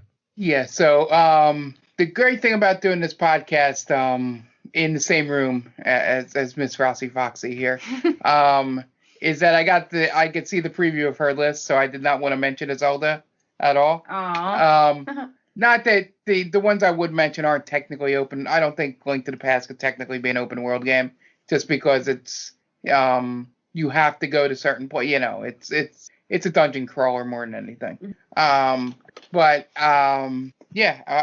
final one is a game where you travel around a Japanese town, and you can do whatever you want in it for long periods of time. Jade Empire. Just kidding. And you can go anywhere. You can even play old video games in it. Oh, yes. And you can do it. And it's surprisingly not made by Yu Suzuki. I am talking about Yakuza 0. Threw everybody for a loop there. Yakuza 0, however you want to pronounce that word for the Japanese mafia, who's probably going to kill me when I leave now for mispronouncing it wrong. Zero, it's one of the rare games where they put this out as basically it was like the penultimate game of the series for like it told the origin story of two of the characters, instead of doing it in the beginning or doing what Resident Evil did where they went to zero, a little bit. But my favorite part about it is that Kamurocho and I think it's Osaka is the other one when you're playing with Kiryu and Mijima. They're just so vastly different towns, and it's such a transition from the first couple ones where that was mostly Kamurocho, because they were limited from being on PS2 and PS3, to how expansive they can be. And it's another one of those games where you can just walk around and all of a sudden just start fighting people, and you beat the crap out of them, and then nobody cares. The town around, it's a little different than GTA. Like, everyone around does not care after you beat these 6 or 7 men. You never kill them. They all end up groaning on the sidewalk at the end of the fight. But yeah, my favorite part is a little bit more why I teased the Shenmue stuff, is that you can play some old video games in it, which is pretty cool. And my favorite part about Zero in particular is that they kept the time period appropriate, like, because it was the 80s in Japan. So it wasn't like you're sitting there and you'd go play Virtual Fighter 5 or even Virtual Fighter. It was, those games. I think it was Hang On, and I think it did have Space Harrier, like the games that would have been out at that time in those arcades. And they even make a reference to Dragon Quest or Dragon Warrior in one of the story missions. So I like the idea. And the great thing about 0 and 6 in particular is that the technology got so good that you could basically go into any building that was there. Like, it wasn't like designated things had openings. Like, there wasn't like a designated, convenience store. If there was a convenience store on the map that they put there, you could go into it. It might sell the same thing as every other convenience store. That's so cool. And there's and they have a famous Japanese, I guess the equivalent would be like a Target or a Walmart here or something, but a lot smaller scale, because things in Japan are like that, called Don Quixote's, which I think is actually a brand over there, or used to be a brand in the 80s. And it's just like this real big fancy place you go into. But yeah, you unlike some games in the past in the series where you go in, you walk into a restaurant, and you walk in the door and it pops up a menu. You actually go inside, or it's like a little like walk up counter, or it's a street vendor, and you actually see the food being cooked and all that stuff, and you can eat anywhere. It doesn't really do anything for you. I don't think there's many things that really pump up your stats or anything. It's just, hey, I want to go do this and walk by this place, But yeah, those games are cool just because they're insane, and it's not the time period set up. Where the funny thing, I'll bring up Shenmue because I don't think either you're going to mention it, Tom. But the fun thing about Shenmue and how much ahead of his time Yu Suzuki was, even though that game's not great in the least bit when you go back to it, is that literally if all you did all day was just go out and play video games and then go home and sleep, there was a point where the game would just end. Yep, because you had lost at that point. Yeah, the guy that you were chasing after had left, so just over. Done. Game over. Wow. And it takes a while to get there, but you had to. He built a thing into the game where you could lose by just not playing the game. Wow. Yeah. Like it wasn't like one of those where they force you into it. Persona does that sometimes, where they have the cutoff a lot shorter. Persona, you can do it on Persona as well. If you, and I didn't mention those because I don't consider that open world, because you can only, you can go into every place and do a lot of stuff, but you can only do 1 or 2 activities a day. So it's not like you can go around and just bounce around and do a bunch of stuff in a day. It's like set activities. So as much as it might be an open world, it doesn't have the freedom. But in there, if you don't complete the dungeon by a certain time, the game ends. But that could be the first dungeon, so it's only like 8 hours into the game.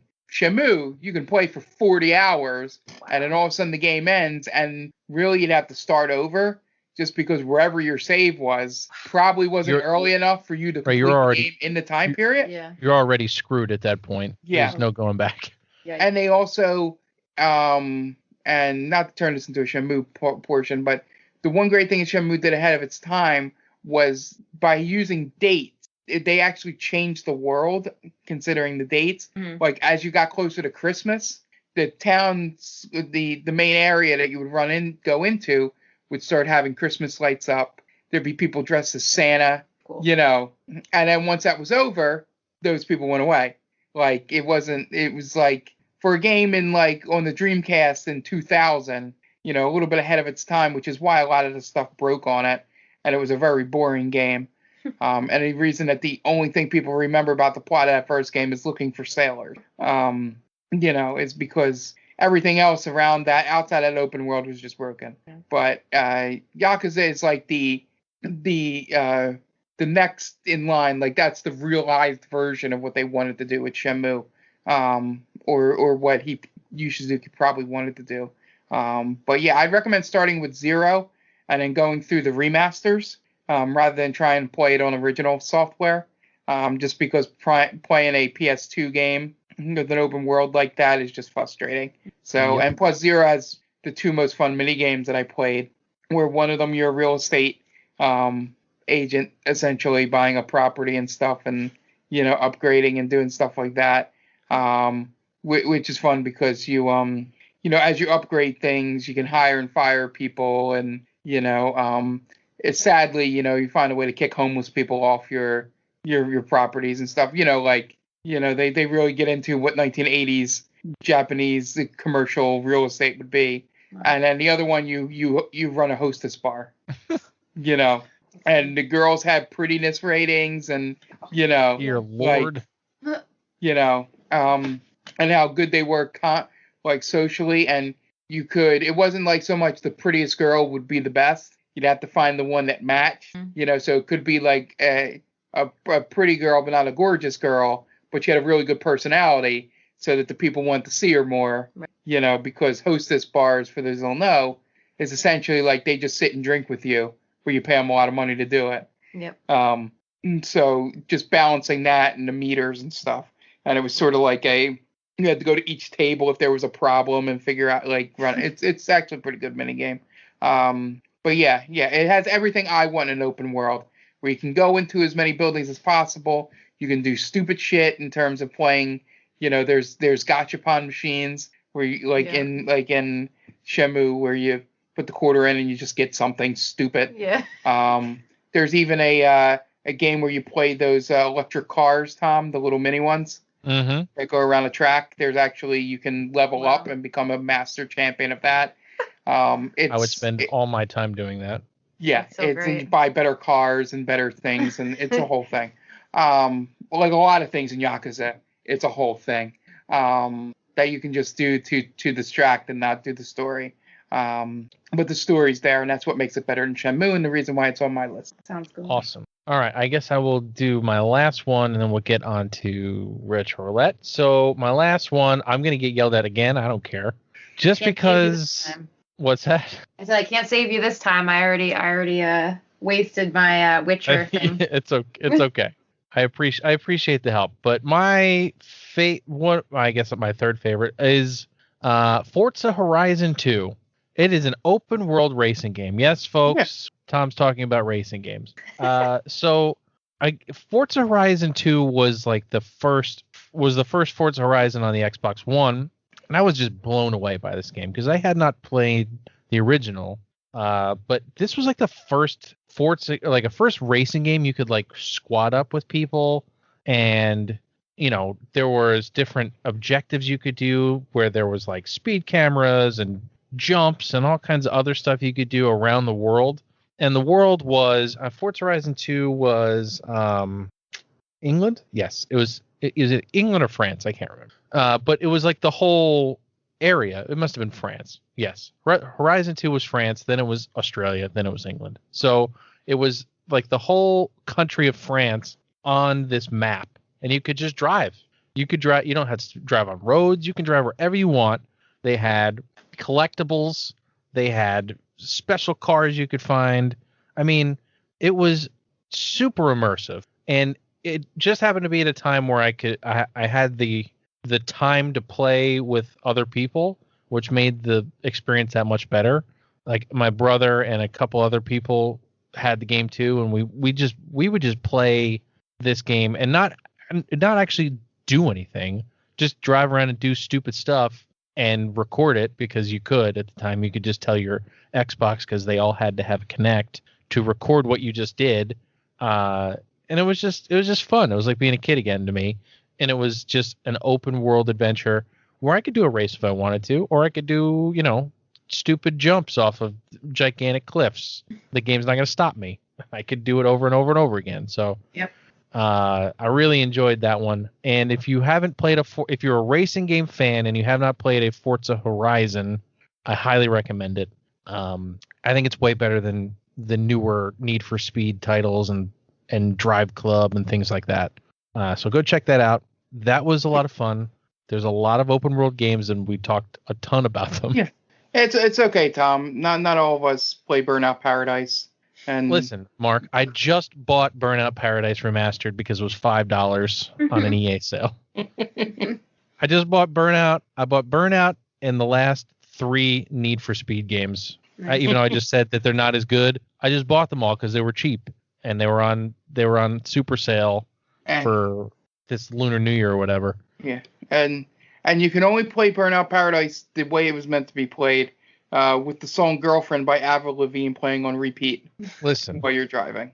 I didn't mention that, but that's another thing about the Forza Horizon series is they have radio stations, so you can pick what radio station you want to listen to, so you're not stuck with the same 4 songs over and over and over. So that's another. Burnout Paradise has a lot of songs.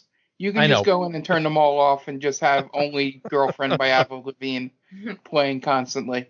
And I would shoot myself in the face, I think, if I actually did that. But I do plan on playing all of those at some point. So I have Burnout Paradise installed on one of my PCs. You will like Paradise if you like Horizon. Yeah, for sure. I think I agree with you, and I can't wait to report back on it. But anyway, enough about those old games. Let's talk about the old game we all played this week. And that is the Legend of Dragoon for the PlayStation 1 for a Retro Roulette game. So this was a Japanese RPG that Sony themselves put out in 1999. They saw the success of Final Fantasy VII and the upcoming Final Fantasy VIII, and they were like, hey, we could totally do that for ourselves. And they decided, hey, let's just take elements of Final Fantasy VII and Final Fantasy VIII, stick them together, and make a game out of it. Pretty much. At least that's to me at the time. That's what it felt like. But it's a very unique battle system, and I think that really lends itself to the game. And I'm curious to hear what you guys thought. Let's start with Mark, because he's played a lot of RPGs where the battle system is different. He's playing one right now where that's a much different battle system. I'm curious to see what you think about this game, Mark.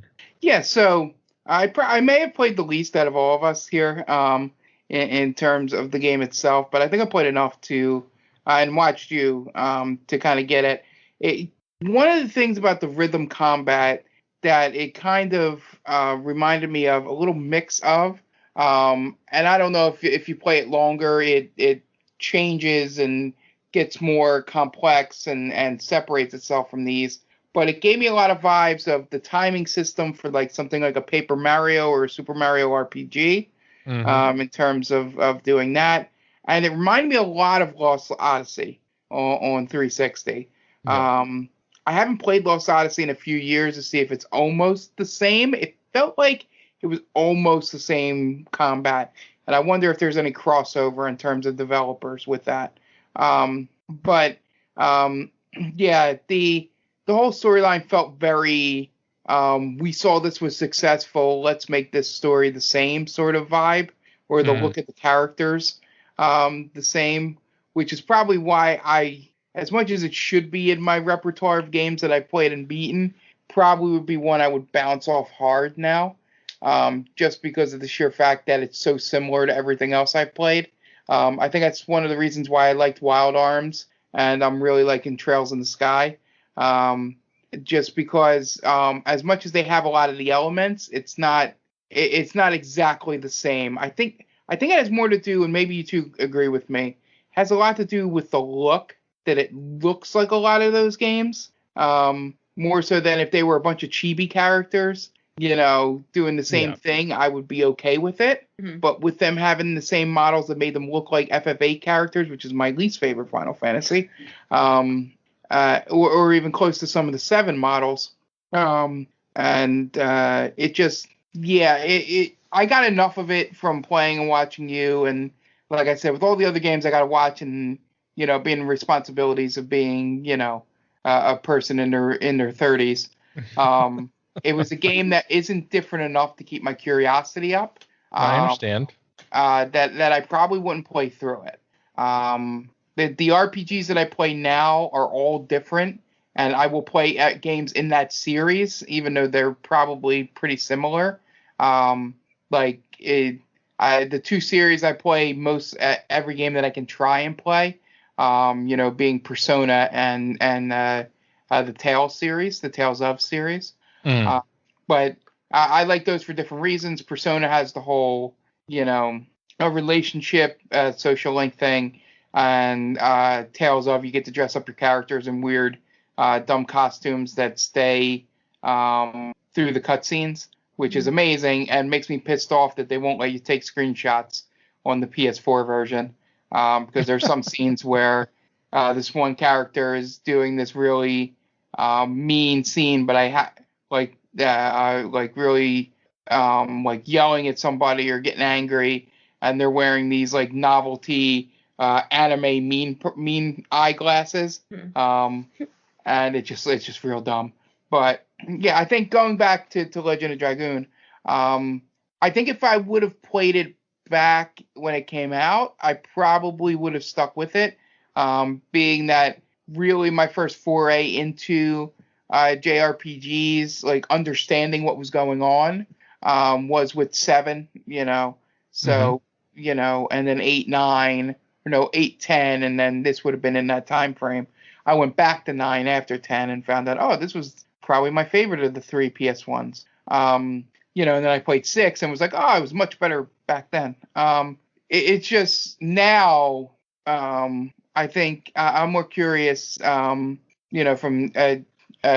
Jen's perspective here, in terms of the game, just because she probably played a little bit longer than me and maybe don't have the experience of those weird outlying RPGs that I know me and you have.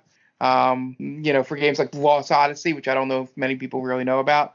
It's actually a 2-disc, or maybe even more than that, 360 game, which is ridiculous. But yeah, it's a well done game for the time period, but something that didn't really move the needle for me. So yeah, fair enough.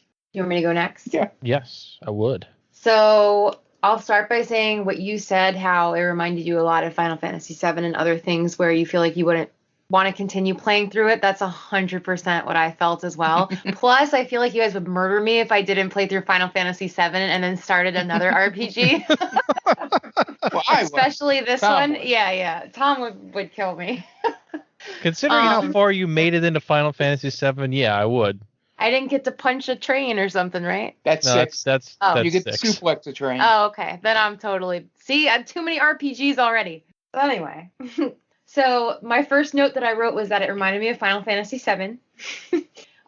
Shocker. It's a shocker there. I know. It's really a hot take, that opinion. But so, to me, I enjoyed the game for what it was for the time that I played. I probably played about an hour or so, and I didn't get as far as you did in an hour, Tom, because I kind of got lost or took my time walking around places just to make sure I wasn't missing anything because I didn't have my guides with me. So it's I can't miss anything.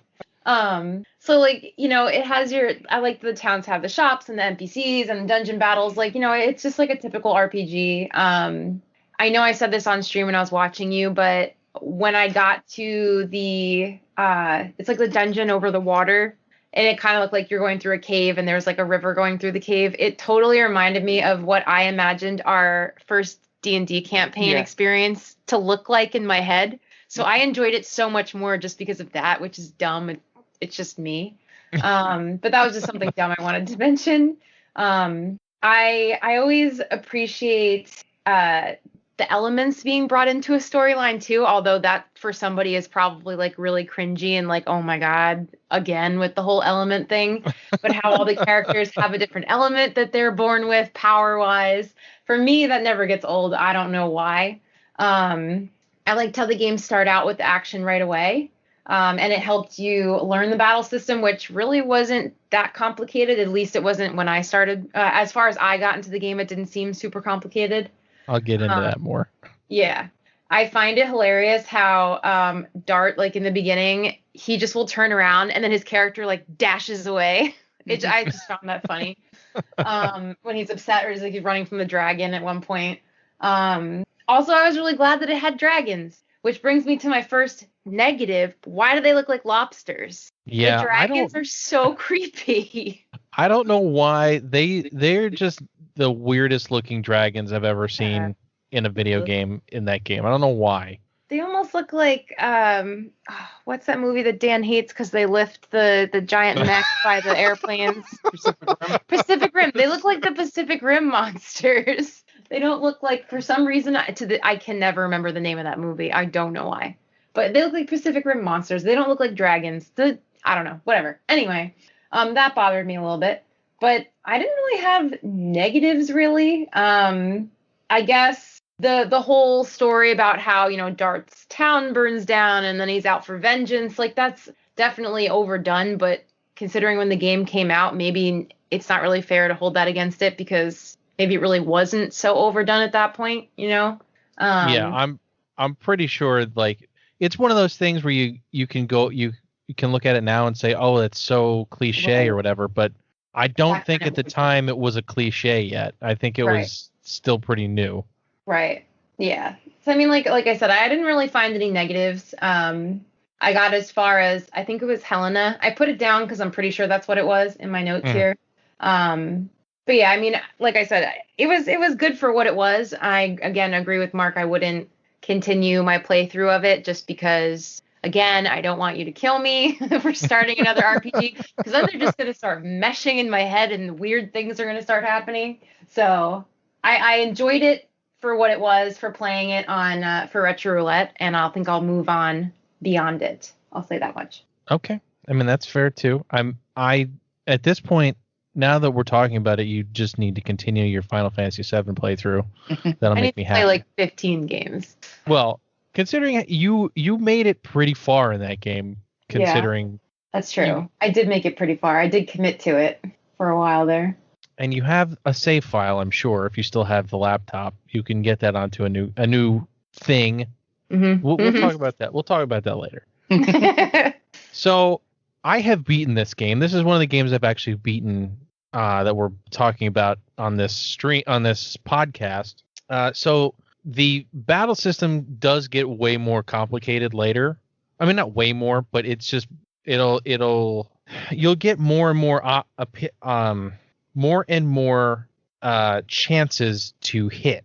Like in the beginning, it's just once. You can just hit the one time. Towards the end, it's like 7. And during those 7 hits, you can get countered. So at some point it'll show up red with a big red square, and you'll have to hit circle in order to not get hit by the enemy. So it does add a little more concentration to the battle system. You can't just like, oh, it's a battle, I'm just going to auto battle. You can't do that in this game. So that later on in the game, finding a heal point or a heal/save point really allows you to grind, and this game needs you to grind. It's towards the end you definitely need to grind more. In the beginning you could get away with not grinding a whole lot, but towards the end you absolutely have to grind levels and grind out your additions which I didn't mention. That's what they're called. Your attacks are called additions, and you can unlock more and more as you go through the story, and they actually level up the more you hit them perfectly. So in the beginning, you kind of want to level up the additions as much as you can as you get them, and try to master them. So because the more you do it, the more like bonuses you get towards your attack points and stuff. Something I didn't know until way too late in the game is that those items you pick up, like the burnout and all of those things that have elemental magic powers, if you use a character with a high magic stat, when you're using it, they do way more damage. I did not know that until like the end of the game, because I was watching some video and the guy's like, "Oh yeah, you want to, if the person with the highest magic stat, you want to use all these items." And I was like, "You've got to be kidding me!" Because another issue I have with the game is the item management. You guys did not run into that because you didn't get nearly far enough. But you only have 32 spots, and it does not change. That's all of the item slots you have throughout the whole game, and you have to constantly manage. Luckily, equipment doesn't go towards that. It's good. Not like Suikoden where equipment counts towards that number. It's luckily separate, thank God. Otherwise, it would have been an absolute nightmare. But you only get 32 item slots, so you have to constantly make sure you have enough healing items, you have enough attack items, and I'm pretty sure there were items I had in my pack for the whole game, and I just never used them because I didn't know how or why to use them until I read stuff about it or watched a video. I can't imagine playing this game without a strategy. Just for the mere fact that there's so many missable things and special things that are not you. If you didn't know they were there, you would never find them. Because there's things called Stardust that you can collect throughout the game, and they'll give you special items and armor and stuff throughout the game if you have enough of this Stardust. But if you didn't know like that Stardust existed, you could go through the whole game without collecting any, because it's never obvious that it's there. Wow. So that's annoying. It was one of the more annoying things about the game. Yeah. But other than that, the battle system personally really keeps you on your toes, and it makes you get better at the game. Like if you take time off the game and come back, you could be terrible at it for a good 10 minutes trying to relearn the rhythm of each attack. Just because some of the attacks are so long, you have to make sure you hit them exactly right, or else you don't get the full experience or the full damage out of it. Yeah. I feel like I'm just ranting about this, but anyway, it's a great game. Personally, it's one of those you either love it or you're just kind of about it, which I think we're kind of all over the place with what we all think about it. Yeah. I feel like if you guys got further on, you'd understand more of the issues that I had, as opposed to the early goings. The early goings is a lot of fun, which is one of the reasons I have the game, because I bought it because I saw a guy who looked like Cloud on the front of it with spiky blonde hair and a giant sword, and I was like, oh, that looks cool. I like RPGs now, so I'm gonna buy it, and I've had it since 1999 or whatever, 2000, when it was going on sale for $5 at places, and they couldn't get rid of copies, which we talked about on stream. If you want to go back and watch that, it's on YouTube. All right, enough ranting. What are we giving this for a score? Mark, go ahead. So I'll give it, for what I played, I'll give it a 3 out of 5. Just for the sheer fact that being a little bit derivative of previous games knocks it down a few points for me. I never really liked timing systems in combat. The only reason it really works in a Paper Mario or I don't even like it in Lost Odyssey, before I say that. But the only reason it really works in a Paper Mario is because you have to have a reason why Mario just can't jump on the Goombas and squash them, to make that game work. So I can deal with it there.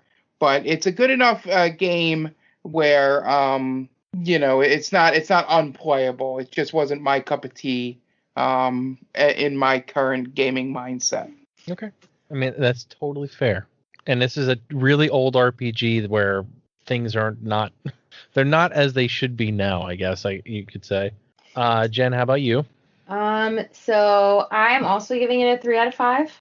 I said most of how I felt about it already. I definitely didn't find it boring. It just wasn't anything that impressed me enough to want to keep playing. Like I said, also because I have 2 RPGs in that I haven't finished. Again, like you already said, the battle system gets a lot more complex. I liked how simple it was starting out. So, I mean, it's a nice, I want to say trap because that sounds really harsh, but like I appreciate that it starts you out easy and I guess it kind of builds you up to more advanced where you have some like Final Fantasy games that I've played where it's just like, here's the battle system all crazy right away. And you have to sink or swim for a while until you get better at it. So I appreciated that. I actually also liked the graphics considering when it came out, it looked pretty good. And I liked the story art of the characters. I do not like the story art of the characters in Suikoden. They look very weird. I don't like it. Sorry. But in this game, I like the style that they took with the art. It's stupid things like that matter to me. I would recommend it to someone who enjoyed Final Fantasy VII or Suikoden, but is looking for something else to play. That's very similar, I guess. So yeah, that's what I would say. 3 out of 5. I didn't hate it. I didn't enjoy it. I was just like, it was fine. Fair enough. Yeah, I mean, people are probably going to be surprised, but I'm going to give it a 3.5 out of 5. Pretty much, I'm going to mirror what everybody else is saying. Pretty much, it is a good game, but it is very derivative. At the time when I bought it, I wanted it to be derivative. That makes sense. I wanted it to be like Final Fantasy VII, and I'm still all right with it being like Final Fantasy VII. I'm not really upset about it. I like the battle system a lot. Like I said, I like that it keeps you on your toes, and it's not just a simple press A or press X to win, like some RPGs can be.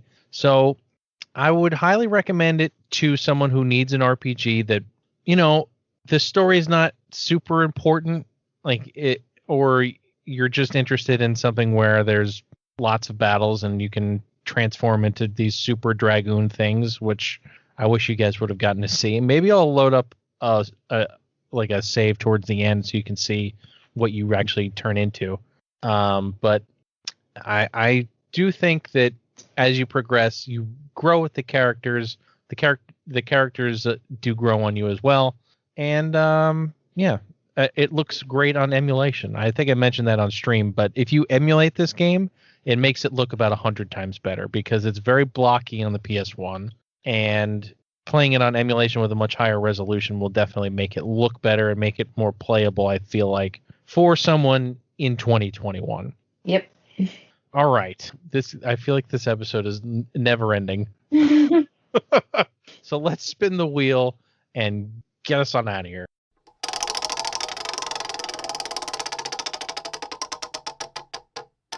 Okay, this week we're playing Diddy Kong Racing for the N64. Nice. Oh, nice. you mean better Mario Kart? I know you're all surprised because it's a racing game from Tom. Shocking. Yeah. It's so shocking. I'm so sorry. I feel like we play a racing game every other show. Well, we are taking the games from your catalog. Yeah, right. Yeah, that's fair. These are my games. It's not like I'm just picking every game at random. So right. I guess it makes sense. But yeah, Diddy Kong Racing. I don't know that I've ever beaten Diddy Kong Racing because I didn't own it as a kid. So this should be fun. It'll be different for me, at least. Jen, I think you're the one that has most experience with this game. Nope, I've never played it. You've never played Diddy No. Kong Racing? All right. Michelle, I believe, has. My friend Michelle. Okay. That might be. I think we were talking about it on my stream. That might be how it got brought up, honestly. Okay. Maybe you also might be thinking of Dan. I don't know. Maybe Dan has played it. It's possible. But He loves Donkey Kong Country, so I can he loves understand. Donkey Kong in general. Yeah, I wonder why, as I sit here and look at a Kong Skull Island poster. Larger than life movie poster. Yeah. That's Dan. Well, that's cool. I'm glad we're going to be playing something that none of us really have much background in. Yeah, and by the way, my joke is just an internet joke about Diddy Kong Racing. Yes. Yeah, Yes. just calling it better Mario Kart. Yeah, this should be fun though. This is Conker's first thing that he showed up in. So that's one of its claims to fame. Before he had his bad fur day. That's right. Bad fur day. So I will be playing this on stream tonight if you're listening to this when it comes out. And I think that's going to do it for this week. We have a ton of stuff coming up. So, Mark, do you want to let everybody know what's going on in the world of the Main Damie family of podcasts? Yeah, so our D&D podcast, Stranger Damies, we're going to have something airing every Wednesday. So we have by the time you listen to this, we have our first two characters. Ant and Dan's characters have already aired, and my world introduction. This Wednesday will be Jonathan's character, which is the most intriguing in the game for me, just for the sheer fact that it's a race I've never seen played, and the way he's combining it with his class I'm excited to see what he does with it, because it could be really interesting, just because of my lack of experience with either of them. So you can follow us at Stranger Damies. And the best thing is on Instagram and Twitter to follow us there, because we're doing our sessions live that I eventually break up into episodes on the Game Vault channel. It looks like it'll be sometime on the 21st, I think, which is why you keep an eye on the Twitter. I think time may have changed from where I thought it would be the last few times I've said this. So just be sure to keep an eye on the Twitter for that. And the regular episodes, the first one will air March 3rd. And then I'm going to have some other extra content in the weeks between, because I'm going to start releasing them every other week. So be on the lookout for that. They Call This a Movie airs every Thursday. You can find that by searching They Call This a Movie. It's on Instagram and Twitter. At The Main Damie. The Main Damie is the main website, maindamie.com. where all of our podcasts live, including this one. So if you like to listen to, all your podcasts on a browser and not on your phone or anything, you can go there and listen to every show we have. And it also has some good writing from Anthony on there as well, if you guys want to check out some reviews for horror movies and stuff like that. Just as I mentioned before, just always keep locked to the Twitter accounts, any announcements and things, and little tidbits from the podcast will always be on there. Awesome. Jen, you want to give us our stream schedule for the upcoming week? Yeah. So as we mentioned, tonight is Retro Roulette. So if you're excited to see our playthrough, please join us. Usually they're at 9 p.m. Eastern time. But as Mark just said, Twitter is always the best place to reach us about any of our podcasts or streams. So we can be reached at the Game Vault Pods. Anywhere that you'd find social media, so Instagram, Twitter, and Twitch, and Facebook. But again, Twitter is always the best place for our most up-to-date information. So after tonight's Retro Roulette, Tuesday will be our day off. Wednesday is currently Warzone Wednesday, where the three of us jump on Call of Duty Warzone and play through Plunder. But that may be getting an overhaul soon. We have to see. We may be picking up some new games in the near future. Thursday is Trails Thursday, where Mark plays through Legend of Hero Trails in the Sky, and I hang out and chat, and we come up with some crazy story ideas. I say this every week, but it's getting really good. Like every stream, I feel like it gets better and more dramatic and crazy and hilarious. So please join us if you haven't already. You will not regret it. Fridays and Saturdays alternate depending on when we record this podcast. So it'll either be Friday Fright Fest with me and Mark playing Dead by Daylight, or Saturday Scream Stream, the same thing. Although, because I'm mad at the game, maybe we'll switch it up. Who knows? But again, check the Twitter account if you want to know. And then Sunday has been kind of up in the air lately, depending on if we can stream and what we're going to play. So that is most likely getting an overhaul as well, probably before Wednesdays do. I believe this Sunday, before you guys hear this, we'll be playing a different game. But we'll always let you know if anything changes with that going forward permanently with the schedule. And then I do want to also mention Monday after the Sunday coming up will be Suikoden, because if we're not doing Retro Roulette, Tom is playing through his continuation of Suikoden. So it's just getting good. Yeah, that's another great streamer. If you guys haven't joined it, please do.